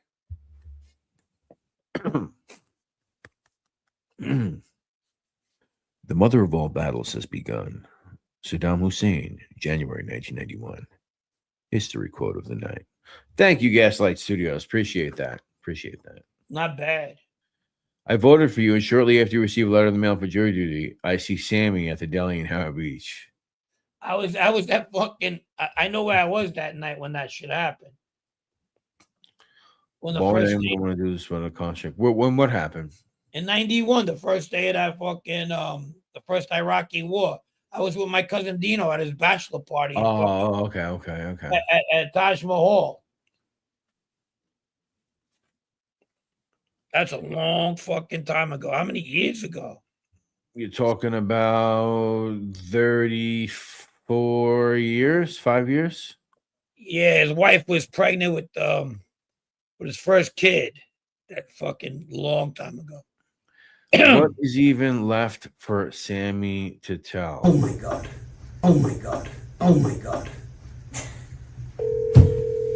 Look how hot my dick is. I guess that. It's not funny. It's not funny, but what the fuck? You know, I always used to catch him.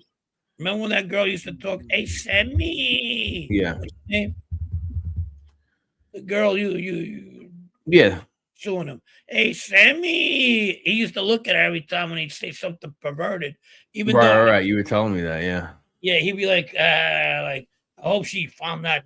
I hope I finally got to her, Just some fucking weird shit. Matt 6669. All right. So listen, Pastor Sammy should start a church.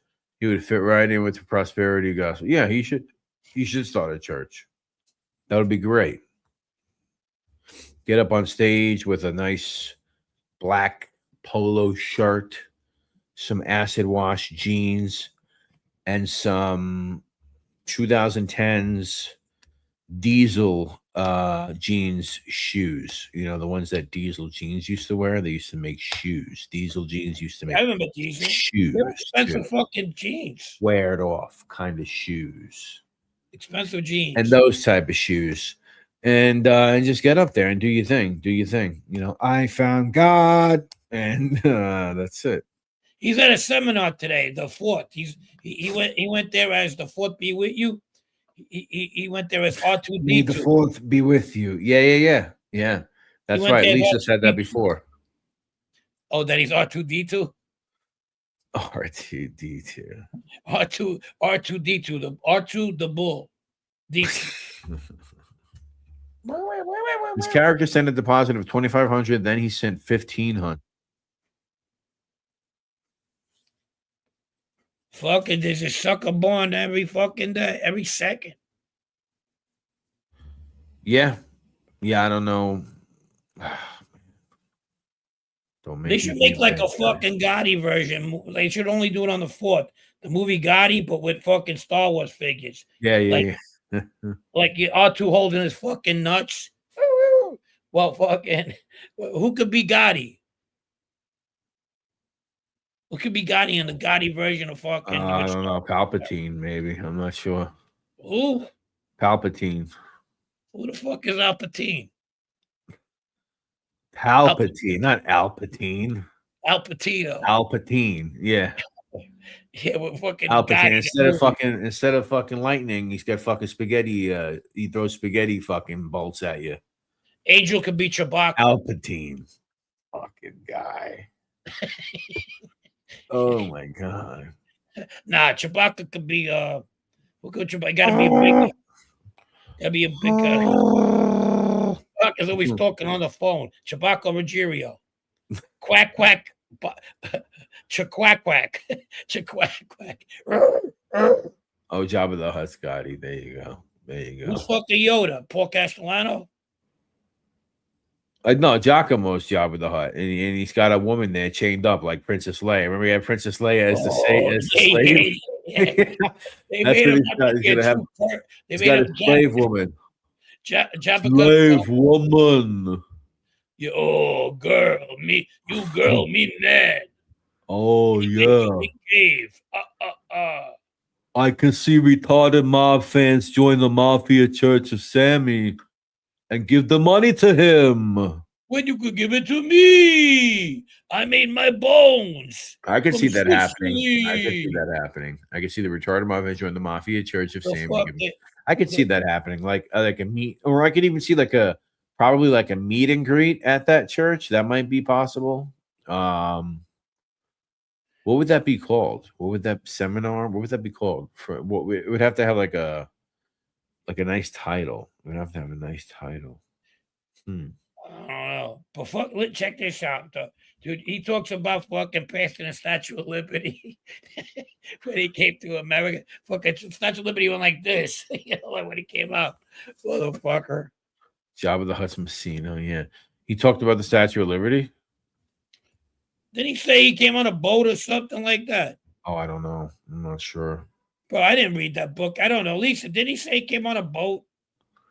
The Church of Salvatore Romano Latter-day Scumbags. You guys were in diapers when I made my bones. That's right. What'd they know? And then you took my diaper and ate it. Skywalker wins the Millennium Falcon in a poker game with Lando Calrissian. Yeah, that's true. Billy D. Williams. It never said how he came. Oh, shit. Bull 19 Ministries. That's a good name. Bull 19 Ministries. Do you know how? So you know how Michael Francis has all the catch phrases from "made guy" to "made in his image"? Or, these fucking weird terms or whatever they come up with. From Godfather to God the Father, or some shit like that. I like the wine. When I pour the wine like this, the guy's no good. Watch what you say. When I pour it like this, right, like that. Yeah. And when I do it, and when I pour it like this, in the mortal words of fucking Mr. Fish, what a drool. Yeah. That's Giacomo and his son Drool. The interviewer was pro Maybe gay. Drool. The interviewer was pro gay. Is that true? All right, so you're pro gay. What interviewer? Oh my god. Let's see where we're at the fucking likes. We're pretty close, guys. Sammy had an event called Lobster for. with a Mobster. It got canceled due to low ticket sales. Jeez.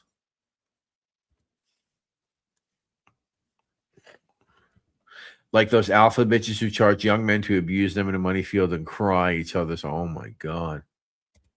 Alpha bitches who charge young men to abuse them in a money field and cry. Wow. Eat mud, scumbag. Michael Francis needs to repent and stop the baloney. He does need to stop the baloney. Stop the baloney. Does this guy want to come on and he could talk about how he gave $5,000 to Sammy? Is this the show for that? I don't know. I don't know. No, it's not. You're not gonna like us after we're done with I him. don't know if that's the show. It's not gonna be very nice. We're not gonna be very nice to him. So we might as well just leave him where he is. I don't know. I don't know. Lobster with a Bobster. That's a good show. I mean, it depends. I don't know. That's not to say he even would want to, but I mean, how many times is he going to tell this story? I mean, the girls, I mean, any of the women, of course, I would like to speak to them, like an Anna or somebody. I think they're a little more advanced in the stages of trying to nail that guy, as opposed to, I don't know if this guy is going to get the law, and I have no idea. He'll go on Judge Judy. There are two. Oh, we have another one. Guess I see this. Okay, hold on. All right. There are two kinds of people are staying on this beach: the dead and those who are going to die. Now let's get the hell out of here. George Taylor, 1st Injury Division, Omaha Beach, June 6th, 1944. 6 June 1944. You getting me all fucking dyslexic, pal. Dyslexic. More lobster mobster talk.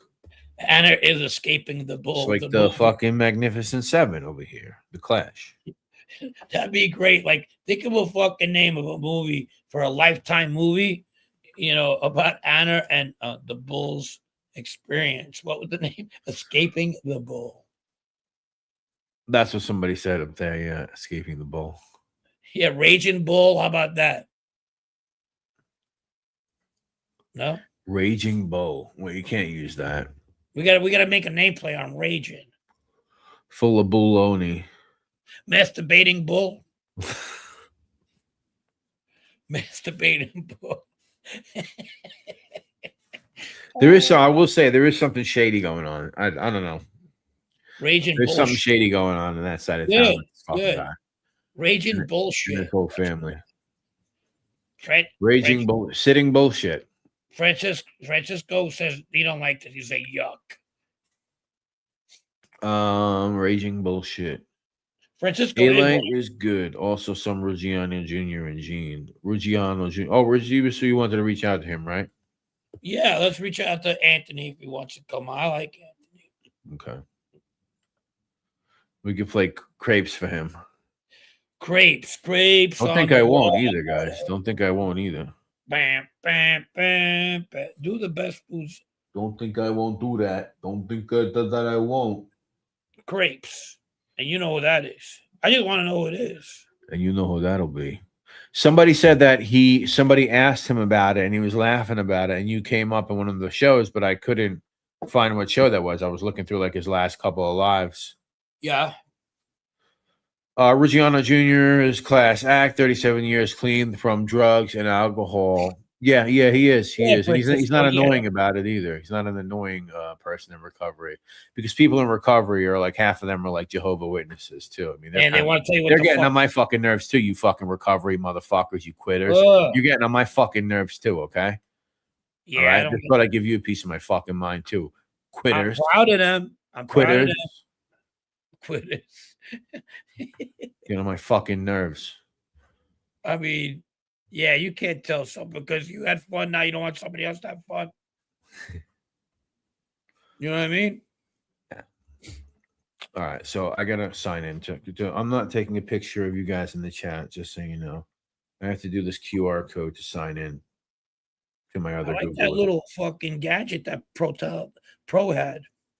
Congratulations to Hearts out in Scotland. They beat the Rangers today. Big ass win. Big ass win. Speaking of like the addiction and recovery stuff, which obviously I'm a little tongue in cheek with the addiction and recovery stuff, right? Obviously, It's good when people get clean.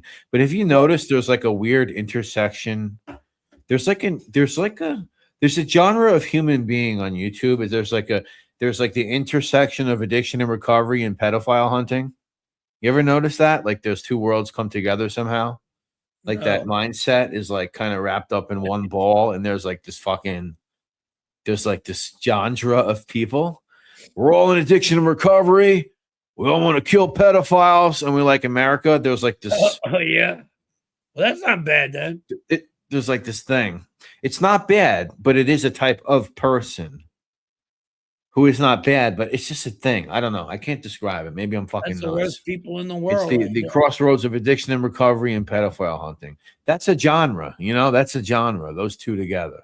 That's a genre. Just so you guys know, that's a genre. Anyway, I'm gonna try to get to my Crime Spot account because this fucking Google 10 fucking Brett, you're 100% JD. JD, is that the guy that screams? Who's that? Is he the one of the guy that fucking screams all the time? Am I right though? Isn't there like an intersection of those two worlds and they have their own genre? Tell me. I'm pretty sure it's what I picked up on. I think we got two. It's like, yo, we're just having dinner. Why did you bring up, bro? I'm just eating a fucking hero that I just walked from the deli. Why did you beat up that you wanted to chop off a pedophile's head? I didn't bring that up. Why did you bring that up? Have you ever seen that guy in Australia like years ago where he goes, it's a meme now all over the place a little bit, where he goes, I'm eating a meal, a Chinese succulent a succulent Chinese meal. You ever seen that guy? Yes, that's great. Right. That's great. Oh, so you know Juto. So he's like Australia. At one time, Australia's leading Dine and Dasher. So they caught up with him, and somebody had a camera, and that's how that happened. That would have been great if that would have been like fucking Lee Cole years ago. You know what I'm talking about? I do, yeah, I do. It's a classic clip. I'm sorry, I'm trying to get into this Crime Spot account. It's a meal. I was having a Chinese meal. A succulent Chinese meal. Lobster with a monster. Canceled show. Send me the book. Canceled. What is this?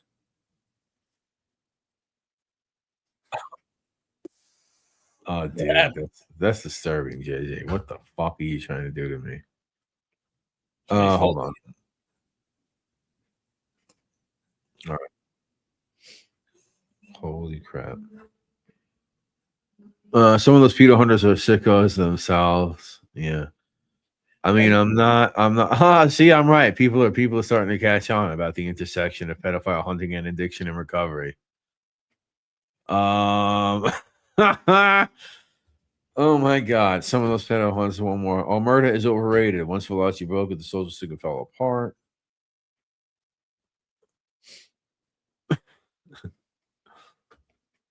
Oh my God! Curry biz is a big biz, yeah. Tons of money to be made in the recovery industry. States are quite flippant with Medicaid funds. Yeah, Dominic Sicali said on his live stream today that he has a medical van that he has, fully stocked medical van to do stuff, and it's stocked with Narcan too. Was he gonna go around fucking? I don't know what he's gonna go around. Oh. What's that area? I don't know. What do you do with a Narcan van? A Narcan van. You just drive around and raise awareness and just give it out, or do you just drive around like downtowns of like cities in America? Anybody having an overdose? Woo. Then Joe Barone comes out with the gurney. You have like a Narcan fan that's like looks like a Narcan on top spinning. Just like a fucking thing, going like this with like a nose on top. $100 for every stiff he recovers. Say it again. He gets $100 for every stiff he recovers. 6 that Narcan on them fucking once they get up. Oh my God. Who's on the gurney? Fucking anybody overdosing? Yeah. Sir, this is an Outback. I mean, I'm here, motherfuckers. This is an Outback, sir. You need to leave the premises. Right, William Rogers, when they're not picking poops out the toilet, the scamming podcast are there. It's like Dumb and Dumber. Remember the fucking dog bus? This is a Narcan with the fucking wheels. What do you think? Yeah. I like it. We'll make it sick. We'll be like the van from fucking Dumb and Dumber. We'll dress it up, But it's a yeah. but it's It'll a be Joe Barone. Narcan on wheels. It's like the pipeline between hustle culture and mobsters. Yes, the pipeline between hustle culture and mobsters is very similar to the pipeline between addiction and recovery to pedophile hunting. Very, very similar trajectory. Very similar trajectory. You heard it here, folks. Quadruple A, Joe Barone hits somebody with Narcan and they get up and kick his ass for ruining their high. Oh, yeah. What's up, Peter Smith? Thanks, buddy. Peter Smith, what's up? Big fan. Thanks for Got good stopping by. news. Episode 6 coming up pretty soon. Anyway, Frank, I'm glad what's some up, of you Frank? guys realize that. I'm glad some of you guys realize that world that exists. Dude, I couldn't believe it. I went to see one of these content creators in Pennsylvania. So I'm going to fucking meet him in downtown Lancaster. And that was the last place I think. There was this little fucking corner place. And in the corner, there was like 20, 30 fucking people screaming. Ooh, I'd never seen anything like that. And I'm like, what the fuck? I go, bro, what the fuck is this place? This ain't Philadelphia. I hear this goes on in Philadelphia. He goes, yeah, it's only that block, though. He goes to me, that block. Fucking spray him down with a water hose. What were they doing? Oh, they were just all drunk, high and shit. Well, They were high. high? I never seen anything like it in my life. One guy was like this. One guy, like they were fucking. She was getting dosed with gasoline, making and it was Really? nighttime. Yeah, I think it's cool. Like, oh yeah, you know, we control it. You know, we let Oh, it happen no. on one block. That's how they control it. We just let No. it happen over here. You know. and they were like, like a bank sometimes, like a building. They have steps that go in the steps, and then it's like a dugout. Right, The right. building is. It's nighttime. Nobody's there. There was like 20, 30 of them in there in a nice area of downtown Lancaster. Oh, I never would. Huh? I I said, said, yeah, bro, great. it was now I feel comfortable talking about it, but at the time, I'll tell you what, it was fucking kind of depression that, those are somebody's fucking kids in there, Yeah. It hit a little bit. Matter of fact, I couldn't find the fucking place to park because we were just passing by. I ended up telling them, look, man, I'm out of here. I gotta go. Yeah. Yeah, it's sad. It's sad that those places even exist, and it's like the fucking Walking Dead in the United States. The Walking Dead. Downtown Seattle has it, but it's a little bit more hidden. They have areas, and believe it or not, they have like fucking ambulances there, EMT people on the scene. Some of these motherfuckers show up with their kids. They got to take the kids, and they call the grandparents to pick them up. Fucking just crazy. The 32B guy in the basement has weed, then dog food, and the rest is installments. I hate the ex-addicts that can't just get over it. Like they had cancer and they beat it, and they don't go to meetings. They're going to fall off the wagon. It's funny you say that, DL. I have a friend who is one of my great friends that I've been friends with for a very long time. And he goes to the meetings, whatever, but he just like makes fun of everyone. He goes there like everyone else, but he just feels like he just has to make fun of everyone else. And he basically says what you say, even though he's like there all the time. Dude, that's bullshit. After a while, they just go to fucking pick up chicks because those. That's what he tells me. He says after a while, it just becomes like date night. They just never want to stop going. Like they just go forever. Like you know what they do? They're fucking like predators. They go there and they wait for the chick who they think might fall off the wagon again, and then they want to go off for them so they could get laid. I mean, I'm sure it happens. Yeah, let's go trick. Fucking like the hot stripper that fucking like got into DUI and she has to go there. Right. Listen, people get offended even talking about this, but we've all known people, who got issues. There's more I've lost opportunities. friends. My dad was a massive fucking drunk back in the day. Luckily, before I was getting into my elementary school age, he toned it down and stopped. So, but he had a lot of problems. We know, but oversharing exists in this world, and that's what we're talking about. Those places are sad. One time, my friend's wife got into a little bit of a fucking problem, at the time. I don't know if they're married. So we went from Seattle all the way to the other side of the mountains in Yakima, and they had a rehab there. So I said I wanted to go. He goes, "You really want to go?" I go, "Yeah, I'm friends with your wife. Why not?" So we went over there, and she goes, "These places suck." She goes to me. They go, "There's like a third stint. She had a problem with the fucking nose candy, whatever." And she was telling me that she got more fucking drugs in those places better than out on the streets. You believe that shit? Yeah, I'm not surprised. I'm not surprised. Who the fuck brings it to that? I'm not surprised. I mean, when you hear these former mafia guys on YouTube and mob associates, they're talking about who, all these guys live in Florida just by chance too. They're talking about, oh yeah, we're involved in the medical industry. Yeah, we're to get people clean and sober. Yeah. We just woke up and we just want to get people clean. We're just really all about it. I think I know one. I don't talk to him. I haven't talked to him There's since. there's fucking like 2 or 3 of them out there. Fucking. Is there that many now? I mean, there's hundreds of them, but I mean, yeah, they get them places and stuff. The mobster to health fucking clinic pipeline is real too. Sober people are the worst. I did. That was the name. Mark. Yes, that's the one I went to. The Sundown M Ranch. My friend's wife was there. It was hot as fucking balls because Seattle's pretty. Their climate is pretty like 80s and 85. But when you go right there into the fucking like the middle, they have those that like desert weather. Shit, it was like 100 degrees over there. Rehab is for quitters.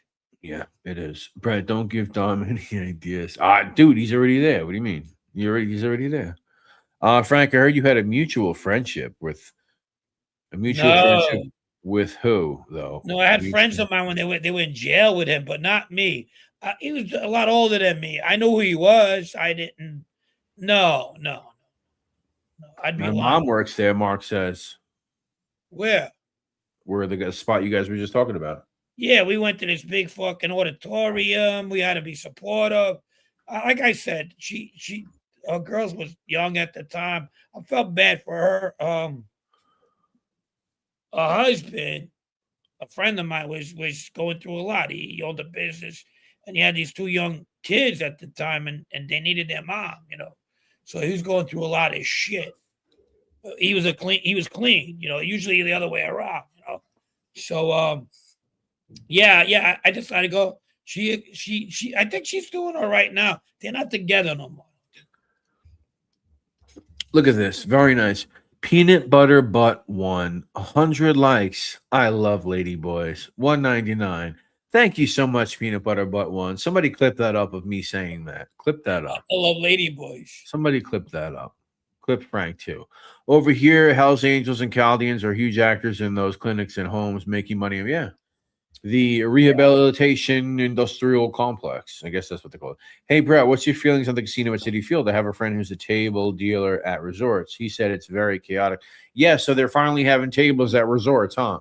Well, I guess it would be less chaotic once they get more. It's just so many of them. I mean, they're making one on the other side of the bridge where Trump Links was, or I guess it's been Bally Links for now. Then it's like 2 miles over here in Queens, there's one. And then a few miles away from there, there's another one. Like, I don't know. I'm not a bettor. I'm not a casino guy. So what do I think about it? I don't know, man. I don't know what to think about it. That's good. I like the way casinos smell. I like the smell of them. Oh, they pump that perfume in there. It's like a vanilla. It's kind of vanilla-y almost. Depends where you go. Do it like Sammy. I don't know what it is. Vanilla. You don't gamble. I don't know what it is. I get in there. It smells like vanilla.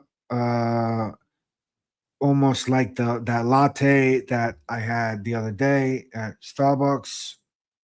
It was vanilla. Oh my god. Oh my god. Oh my god. Oh my god.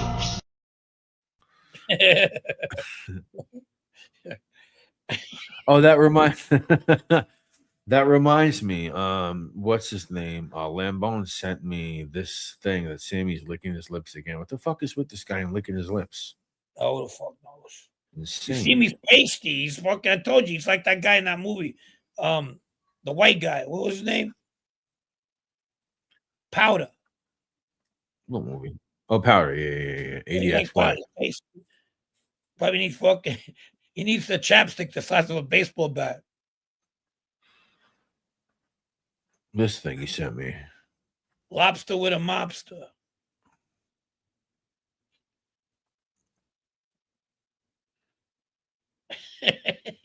Why the fuck? Why does he always do that? I don't know, but that's funny. What is he? A reptile, bro? Yeah, it looks That's like that one. shit. Look, Fucking David Icke's been talking about. an albino lizard.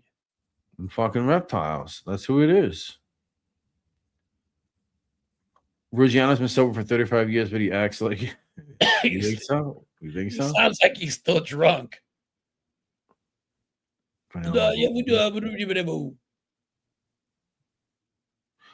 Some go because it keeps them in the habit of being sober. Yeah, for sure. Yeah, no, I'm not trying to make fun of it, whatever. I was just kind of really just talking about that whole pipeline from addiction and recovery to pedophile hunting. I want to know more about that. Not addict, junior, not addict. This, yeah. And calling people brother. Yeah, that's that. You can add that to it too. Hey, brother. The brotherly love pipeline. We're almost out of time for trivia. We got the 100 that we're looking for, but it's okay. Let's get some more questions. Let's see. Make me one, CJ, with cheese, ketchup, and mustard. What would you possibly eat that you would add cheese, ketchup, and mustard to? A burger. Okay, a burger. I don't do mustard on burgers. Frank, mustard on a burger? Yes. It's Yeah. one of them things I did when I got older. Yeah, not for me. What's up, Michael Blaine? How are you, buddy? Michael Bublé. Michael Blaine, not Michael Bublé. Okay. What do you got for trivia? Yo, Frank Brett, wait again. I made it better late than never. Good to see you. All right, we got trivia. Do we bring anybody up or we just do it this way? Let's do it this way. We're still... Yeah, can we just like hold on a second? Yeah, sorry. Because I know you haven't been keeping track of nothing. No, you're the scorekeeper. I was fucking getting too involved. So listen, anything we ever did with all that stuff, that was all dry run. Okay, the real shit starts right now because I don't know what the fuck is going on, and I really need to get a pen to write this shit. All right, so 1 to 5 is 1 point. The first 5 questions is 1 point. Then I have 2 questions. Francis, he's still an addict. Okay. Anyway, no, the second round is 2 points. Those 2 questions, and then we got Final Jeopardy. That's I didn't say that. We got the final one. That's 5 points.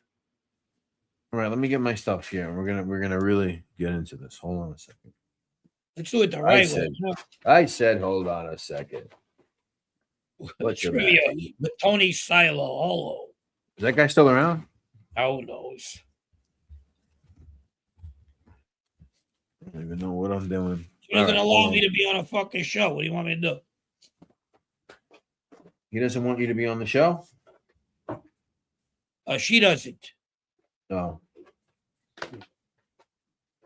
All right.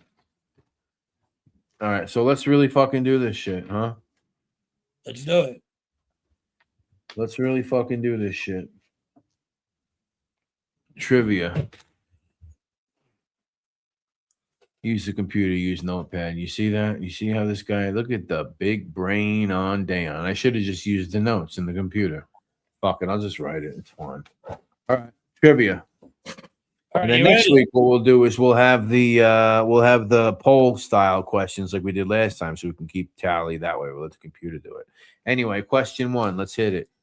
What New York City only aerial tramway connects commuters with what island? The only aerial tramway that we have in New York City connects to what island? Okay. Yep.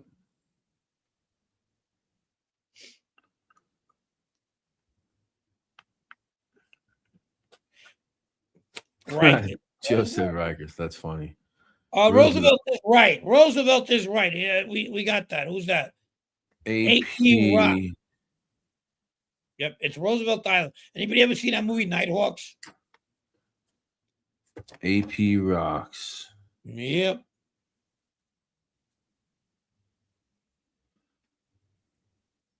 This is going to be tricky now. You ready Okay. for this one?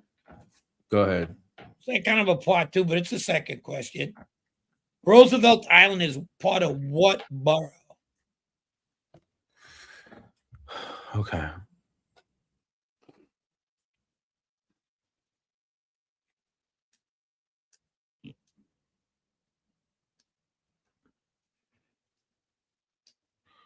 Lisa Paul says, D. Paul D got no. Paul D didn't get it right. Nope. Lisa says Brooklyn. Joe says Brooklyn. John Audie says Bennett Queens. again. John Bennett's a fucking beast. You better not be Googling John Bennett. It's Manhattan. I thought it was. No, you know what, CJ? I don't get these questions before. Frank just does them. All right, John Bennett. He gets a check. He gets a check. All right, you ready? What former mayor received his MBA from Harvard? Former mayor received his MBA from Yeah, Harvard. Excuse me. Oh, I Harvard. actually think I know who that is. Was it a rather recent one? What former mayor received? I know. Was it a rather recent one, like last 15 or What 20 former years? mayor received? You fucking bitch. Hold on, did I miss it? Hellgate, got it. Hellgate got it. Yes, it was recent. What happened? Hellgate got it right. Lisa got it right. Hellgate wrote Manhattan. Lisa said Giuliani. Oh, Lisa said Brooklyn. No. You're asking about a mayor. Yeah, that was Bloomberg. Who said Bloomberg? The one guy, I just named his name. I forgot about it. You asked me. Shit. Motherfucker. see Oh, him again. Hellgate. Okay, Hellgate. You're right. I'm confused. Fuck All right. me. Hellgate. You're killing this game. All right, number 4. Everybody ready? What New York City MLS team, soccer, is named after a sports drink? A sports drink. Oh, that's easy. We got to go with the first one. Of course, Boogie. Yes, I do. Joe says the Cosmos. Nope. Lisa gets it. Right. Red Bulls. Okay, Lisa. Pizziola. Got it. I'm proud of myself with this one. I dug this one up. You ready? Yes. Send a salami to your boy in the army is a famous WW2 slogan from what classic New York City deli? That one I do know. You do know that one. Yes, I do. But it's a good question, though, right? It is a good one.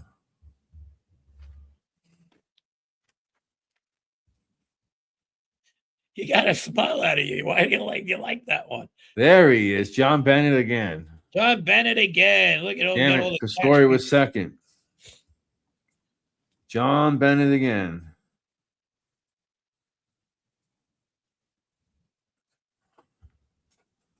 It's an off the wall one. That's why I was laughing about that.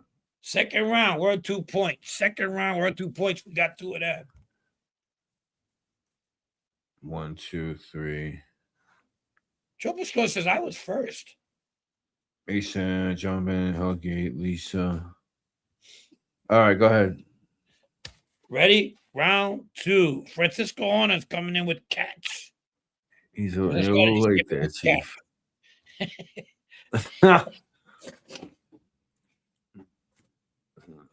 Francisco, you're right.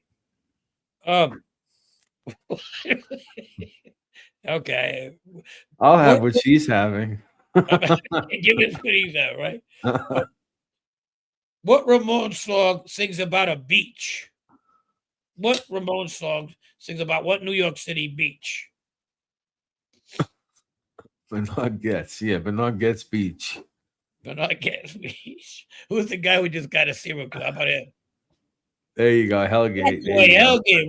Rock. Another one rock. for Hellgate. and they're all gonna come in. Lisa, yours is coming in right now. Hellgate. Okay, so what do we Got got? What's eight. the point situation here?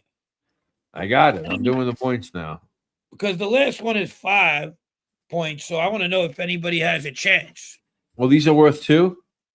Yeah. All right, then Hellgate gets 2 for that. All right. And what has he got now? Hellgate is googling. Yeah, we wouldn't know. We can't know. What's he got now? Blitzkrieg Beach. He's got 3. All right. He's got 3. John Bennett has 2. AP Rocks 1. Lisa Pizziola has 1. And Francisco has 1. And Francisco has for cats. He can't. Well, he's coming in right now at Rockaway Beach. He's Francisco can't pull the wool over that kid's eyes. Can't pull the wool over that kid's eyes. Motherfucker. All right. We got a live one. We got a live one right there. Go next. Go to the next one. All right. What fictional New York City newspaper is mentioned in Spider-Man?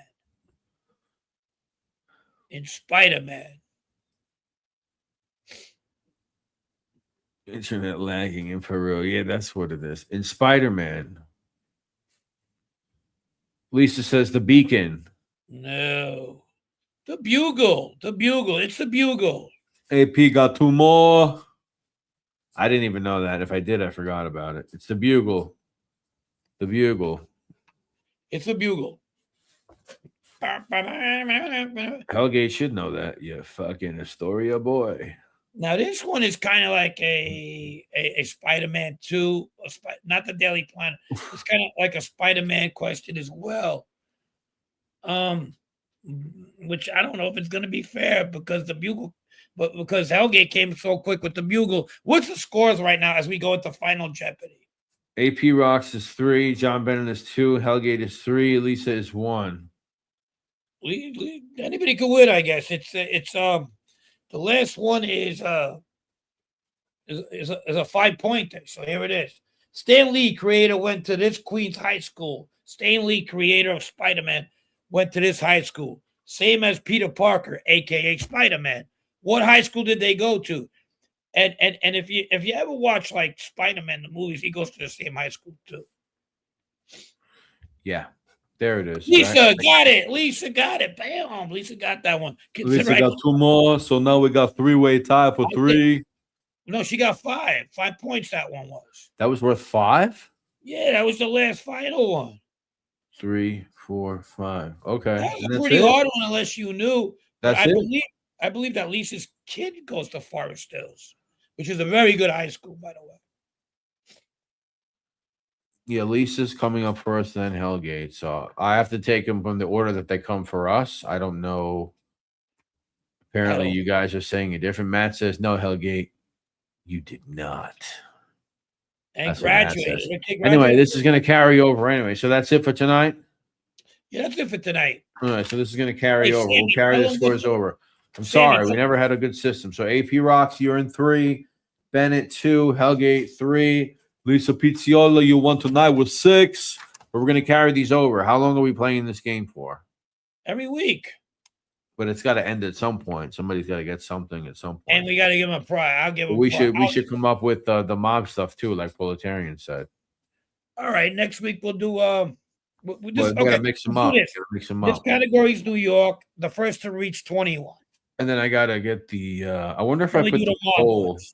I wonder if I put the poll, will it tell who answered what? I'm not sure. Nah, fuck it. I'll have them ready. Well, you just have to tell me the questions now from now on. Okay, that's cool. That's cool. Way I can get them ready in the polls.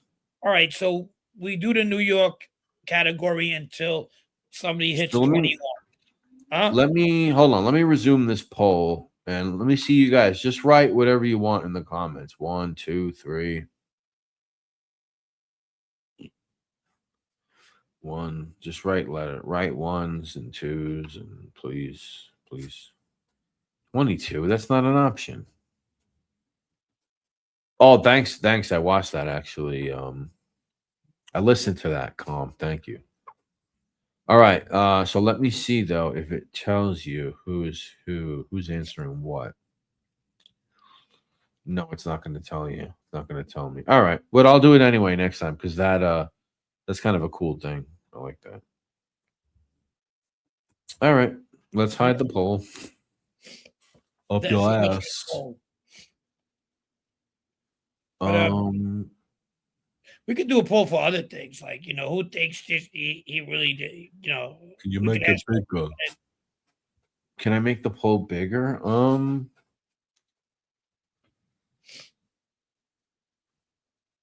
I don't think so. I could just put it different places. Can't make it bigger though. Nah, it doesn't get bigger than that. And we're fresh out of Blue Chew. So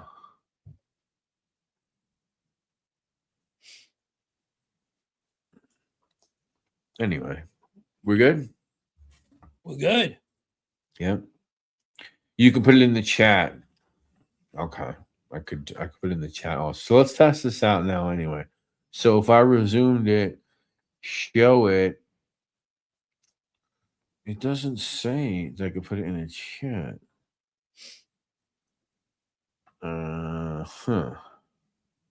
Hellgate says Spider-Man was from Harrow Street, Forest Hills. Yeah, but he went to high school in Forest Hills.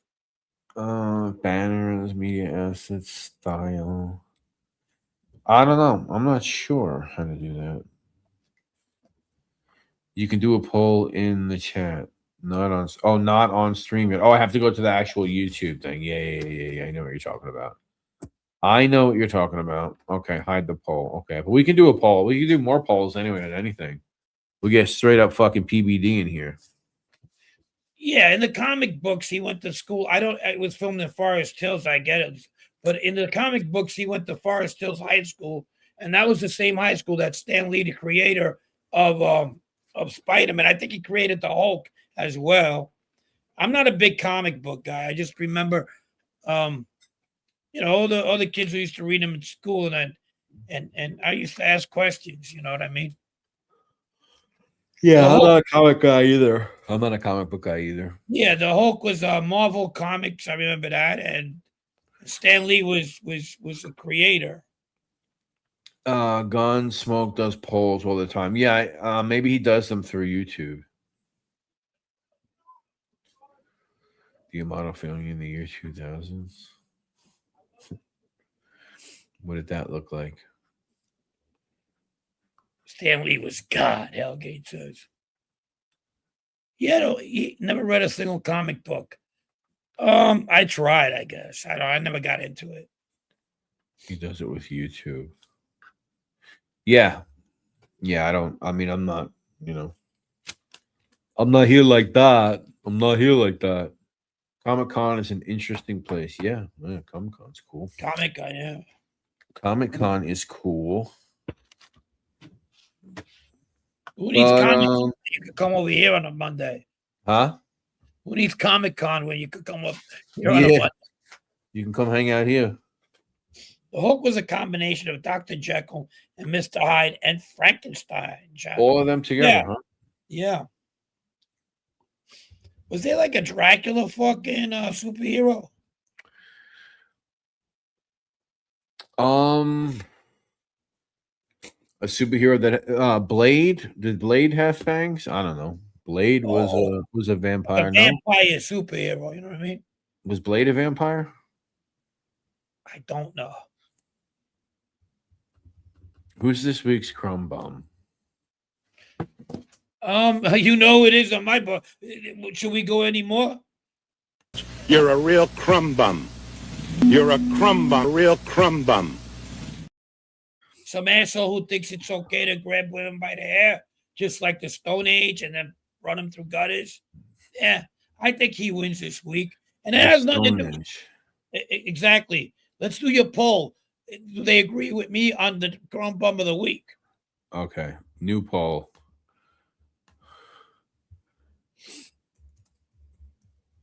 And let's give a category. Is it Giacomo? Somebody else? Other? Or whoever?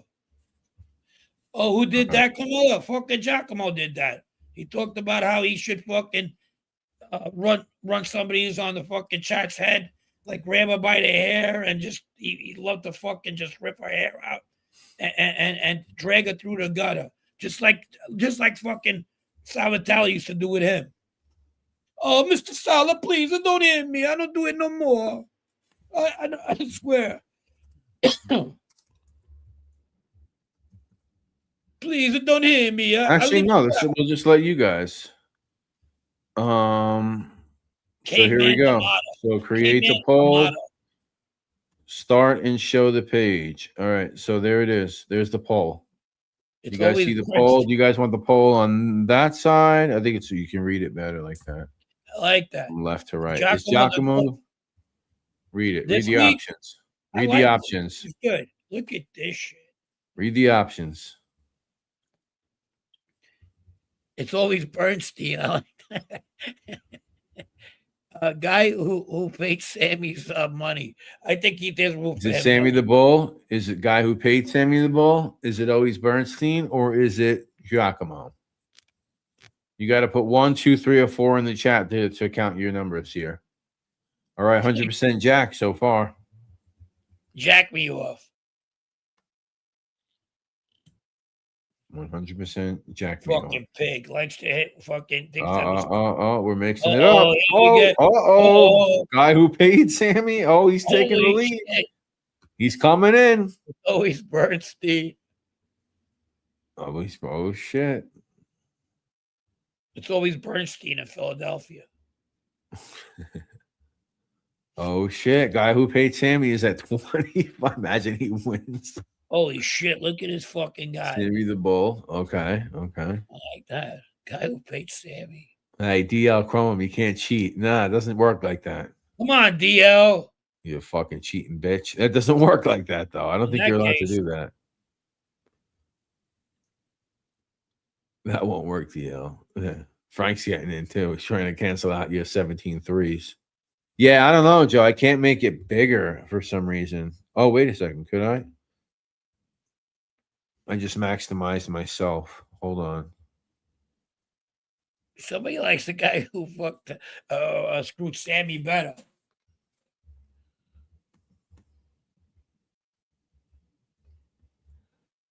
Damn it. Yeah, I don't know. There's got to be a way to make it bigger, but oh shit, guy who paid Sammy is fucking taking over. So This can't be. Stop. This ain't gonna look good. This ain't looking good.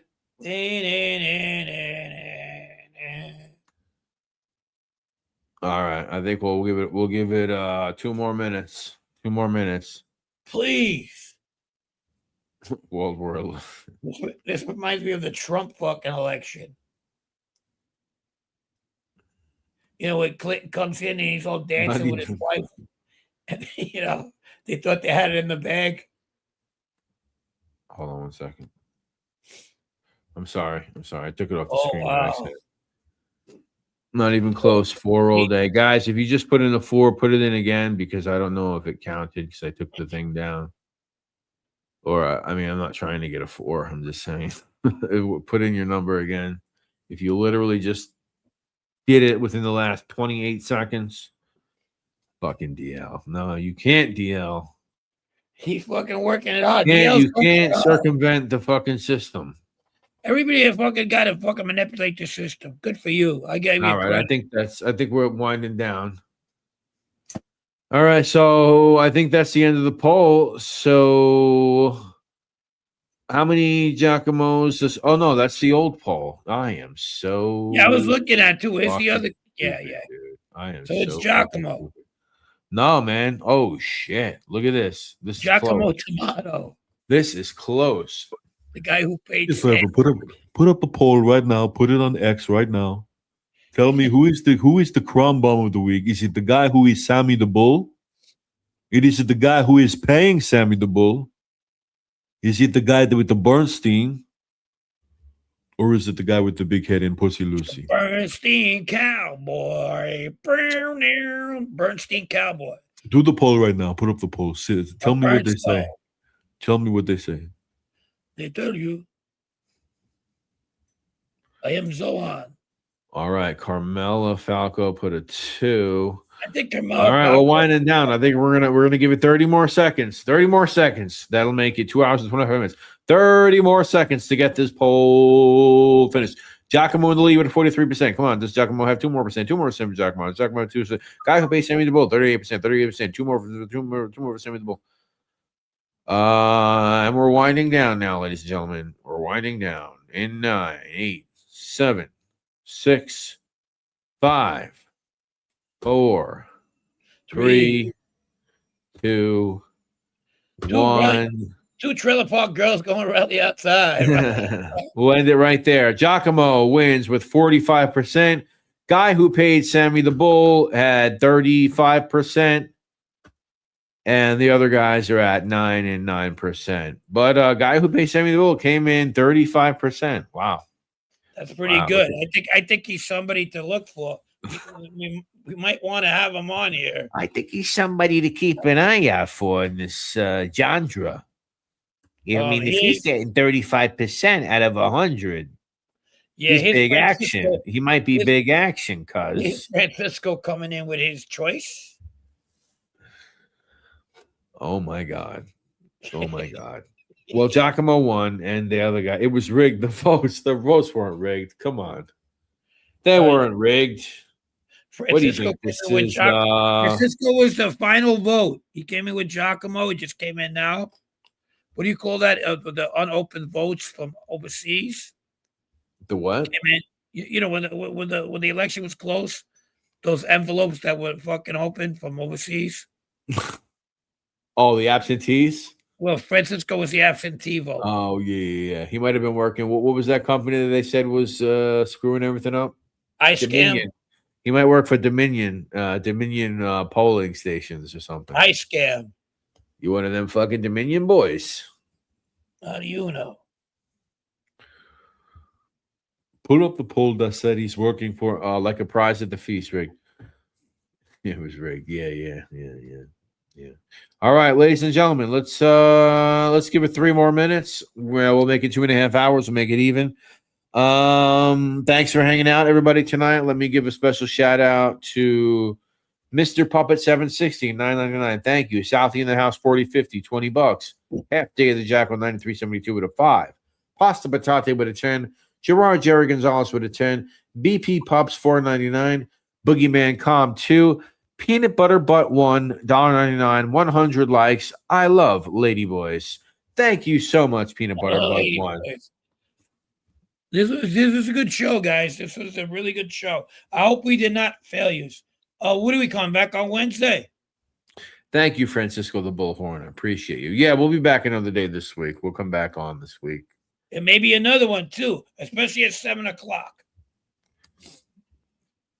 Keep an eye looking out. Thank you, AP Rocks. NYC, appreciate you. Yep. AP Rocks ends the week with 3 checks for AP Rocks. Thank you, CJ. Great show, guys. Thank you for having me back. Thanks for having me back. You're in the lead, Lisa. You have 6. You're in the lead with 6. Pizziola. What do we do then? Do we make it a 20? We stick on one category to like what? How much? 21 points? Yeah, I don't know. We got to see how. Let's do a poll to see how long the trivia should go. Now we'll do that. Let's go. Since we have a poll, we'll do that. We'll do that next week. He's trying to get me going. And he felt, hey, you everything's gonna be a poll. This guy's got your own bluff on that one. Everything's gonna be a poll. Everything. If you want us to stay, let us know. Fucking shit. 58 Brand. Thank you, 58 Brand. Coming in at the last 1 minute and 21 seconds. 58 Brand, $10. Thank you, buddy. Appreciate you. There's only Roosevelt Island questions. Thank you. Yeah, we're gonna probably go to mob ones. Thank you, DL. Press New Addiction is the poll. Yeah. Dude, if it was for Sammy's victim, should owe me fucking, let me see now, $95. At $5 a pop, 19 bodies. That's $95 fucking dollars. My new addiction is the poll. It's mad. Well, as Peanut Butter Butt 1 said, I love Ladyboy, so maybe my new addiction is the poll. You never know. 58 Brand, $10. Thank you, buddy. DL Crumbum, $5 for Sammy's victim. That's very nice. That's very nice of you, DL. Go fund me for Appreciate- Sammy's fish. Appreciate that. Sammy's victim. Let's go fund. Let's go fund Sammy's victim. That's a good thing. Number 20 or number. Tell him he can come on. We'll fund him. He'll probably come out with like $1.85. His license plate is going to say Bull 20 now after he victimized. After he victimized them. No, Bull's Herb. Bull's Herb. 20. Oh, you get it? Bull's Herb. What is it? Bull's Herb. H-E-R. You've been herbed by the bull. You never heard that term? No. Herb, like I work with the Javits. Comic-Con is the most interesting people. Yeah, definitely fucking interesting people.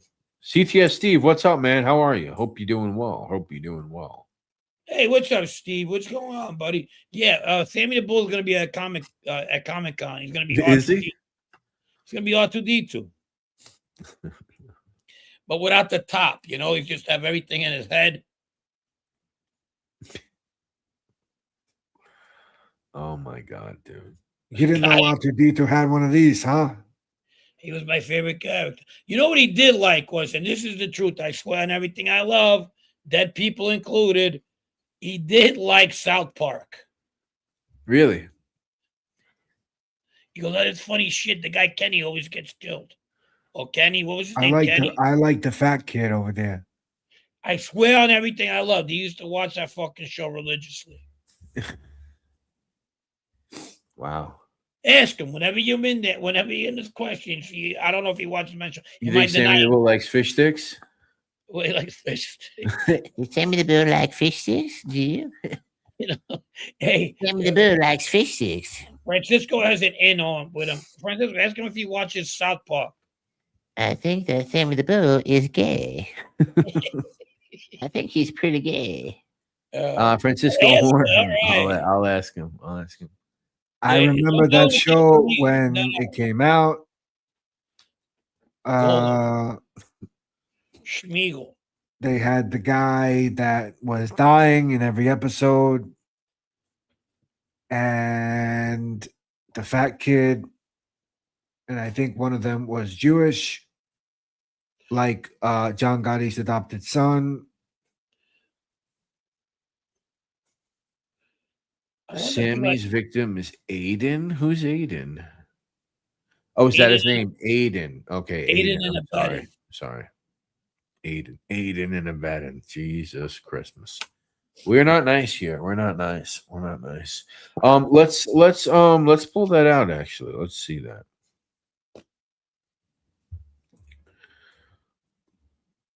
Let's see. He's writing that in his book. I'll let you know by Monday. There's no show next week. Let me see. Yeah. Ask him if he's starting that Great Adventure commercial. Dun, dun, dun, dun, dun, dun. He'd like that. Let me see. Hold on.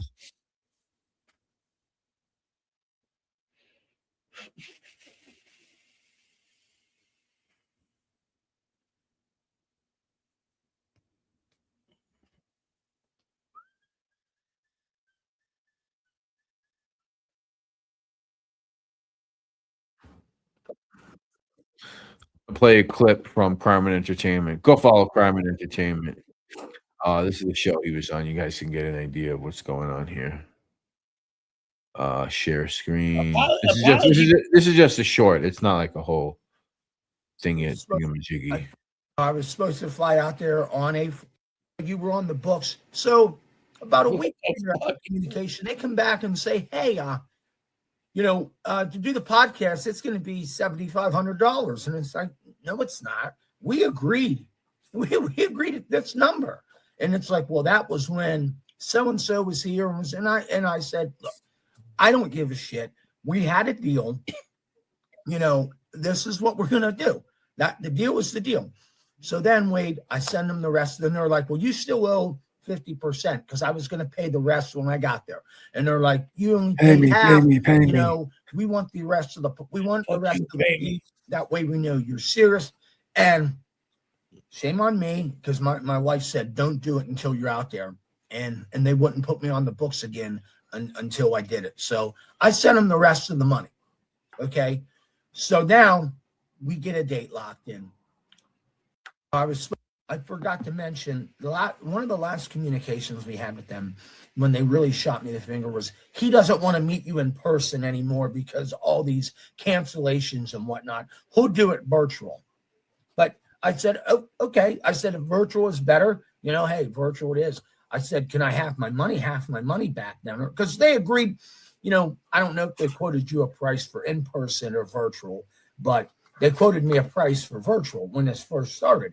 And I said, okay, well, if we do it virtual, then you should be sending me back I think they only wanted like $700 to do it virtual. You should send me back whatever, for something grand.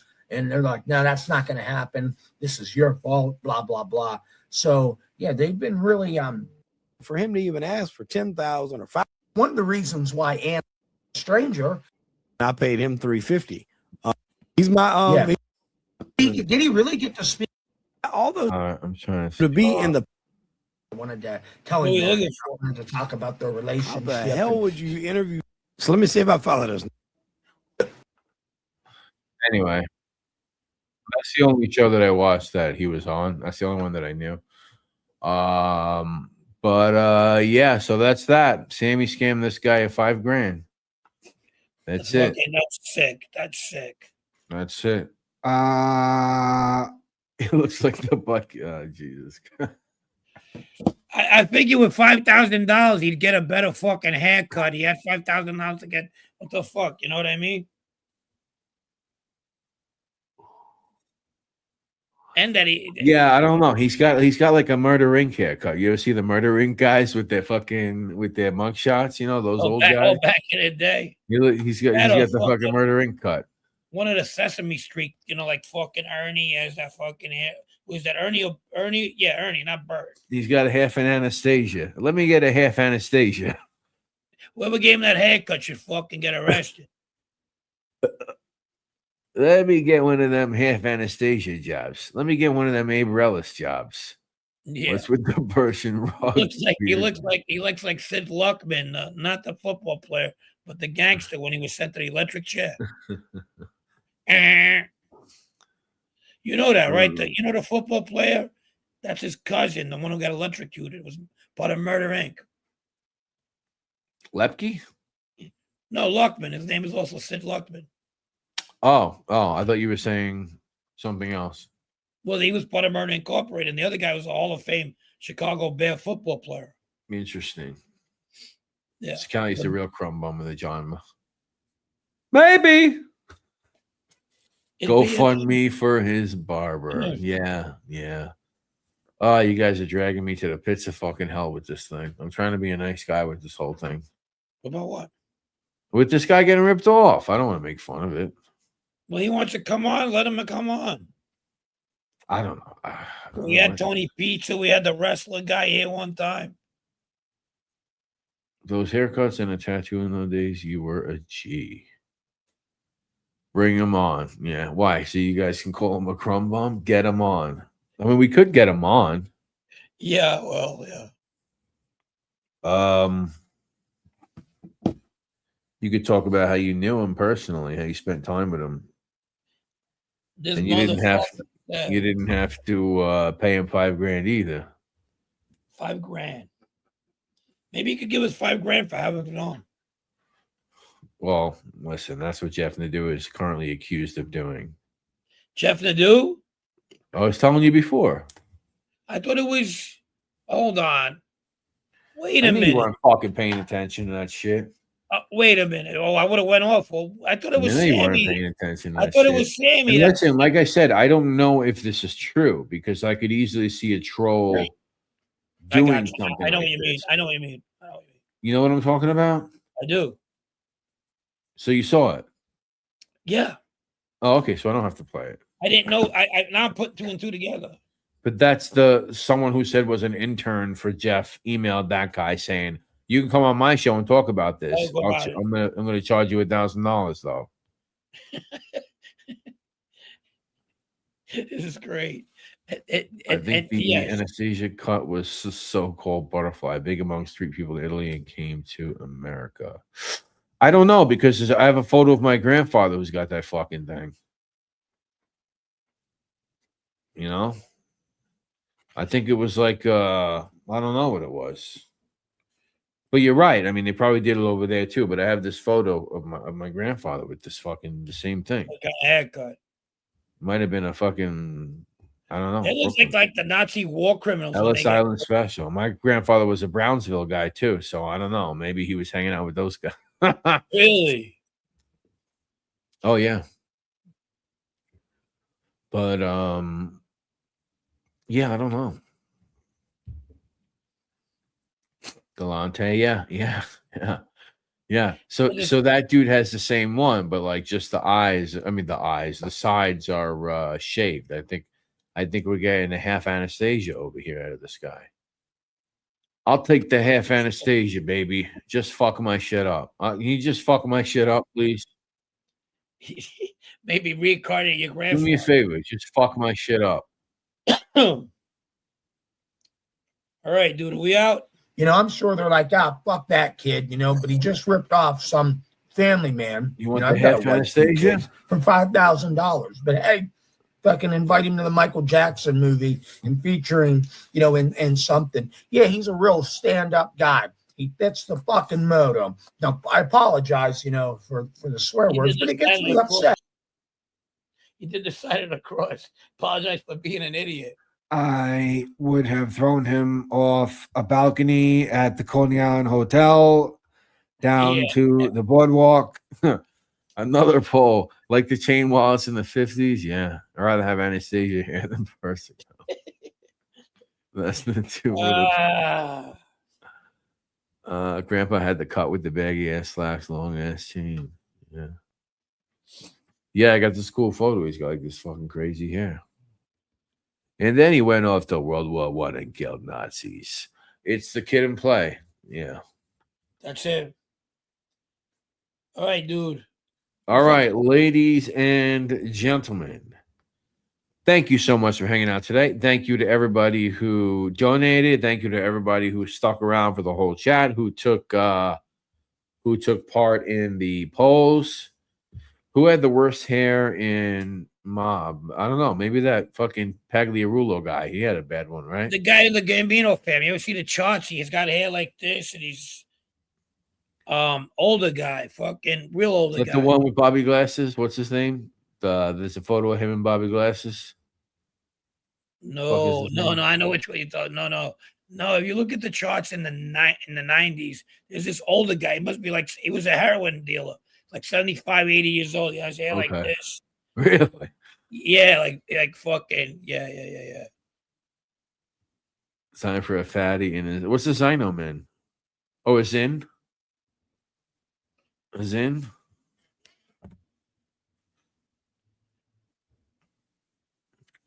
Let's do a poll. Tell me, do you like Zin or do you like Alp for the Tucker Carlson? Do you like that? Ralphie Mosca. How about a Richie Toupee? Isn't that guy? Ralphie, that's his name, Ralphie Mosca. Yeah, check him Ralph out. Mosca. Yeah, Ralph Mosca. These guys can't pull the wool over these guys' eyes. Ralph Mosca. Mafia.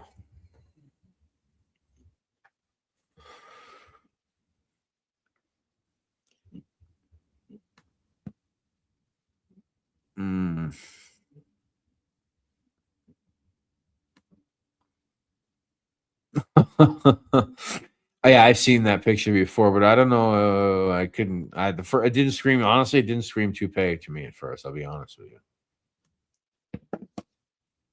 Page not found. Well, can't bring it up. But you guys can look that up. Ralph Mosca. He comes up. All right, listen. I think it's time to go. I think Richie Toupee had a pretty bad one. I mean, that's why we called them that. Tato had the best hair, Bo. Yeah, Tato Arello had great hair. Tadiarello. Forgot his name, but the dude who was on the run with the bleached hair. I think that name is Paul Ragusa, but I could be wrong. Oh yeah, that's Paul. That's Paul. I could Joey be wrong. Armone. Joe Armone. That's the one with the fucking hair. Joe Armone. Joe Piney, yeah. Yes. That's who the one with the hair is. Yeah, because the Mosca one doesn't really. Look at Joe Piney Armone on that chart. He sticks out. Like, who the fuck is this guy? Oh yeah. He looks like fucking Dragon Ball Z. But I don't. He looks like Goku. But I don't know if that's I don't know if that's a wig though. With the hair up like that.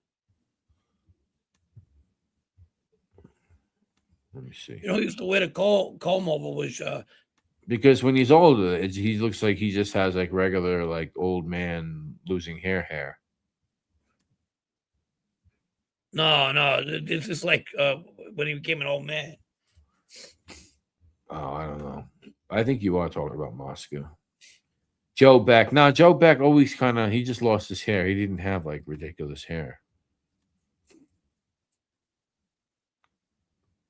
Almost look like an albino. Look like an albino. Toupee hairpiece. I don't know. Let me see.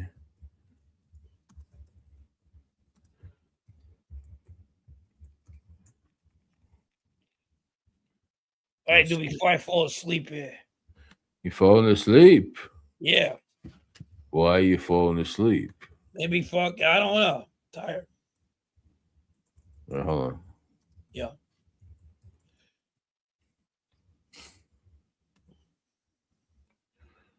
Let's see.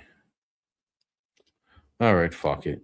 All right, listen, let me get rid of this photo. Remove. There we are. Listen, once again, ladies and gentlemen, I will speak to you all. We will speak to you all. We're gonna be on probably another day this week.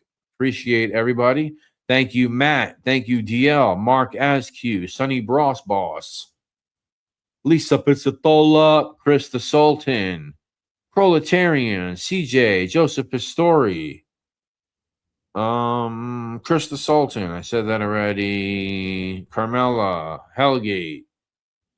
Thank you, everybody, for playing along tonight and everything. Jojo Christmas. I'll see you, Jojo Christmas. All right, guys, we will be back. I believe we'll be back this week. All right, everybody, have a good night. Thank you so much. Have a good night. Have a good night.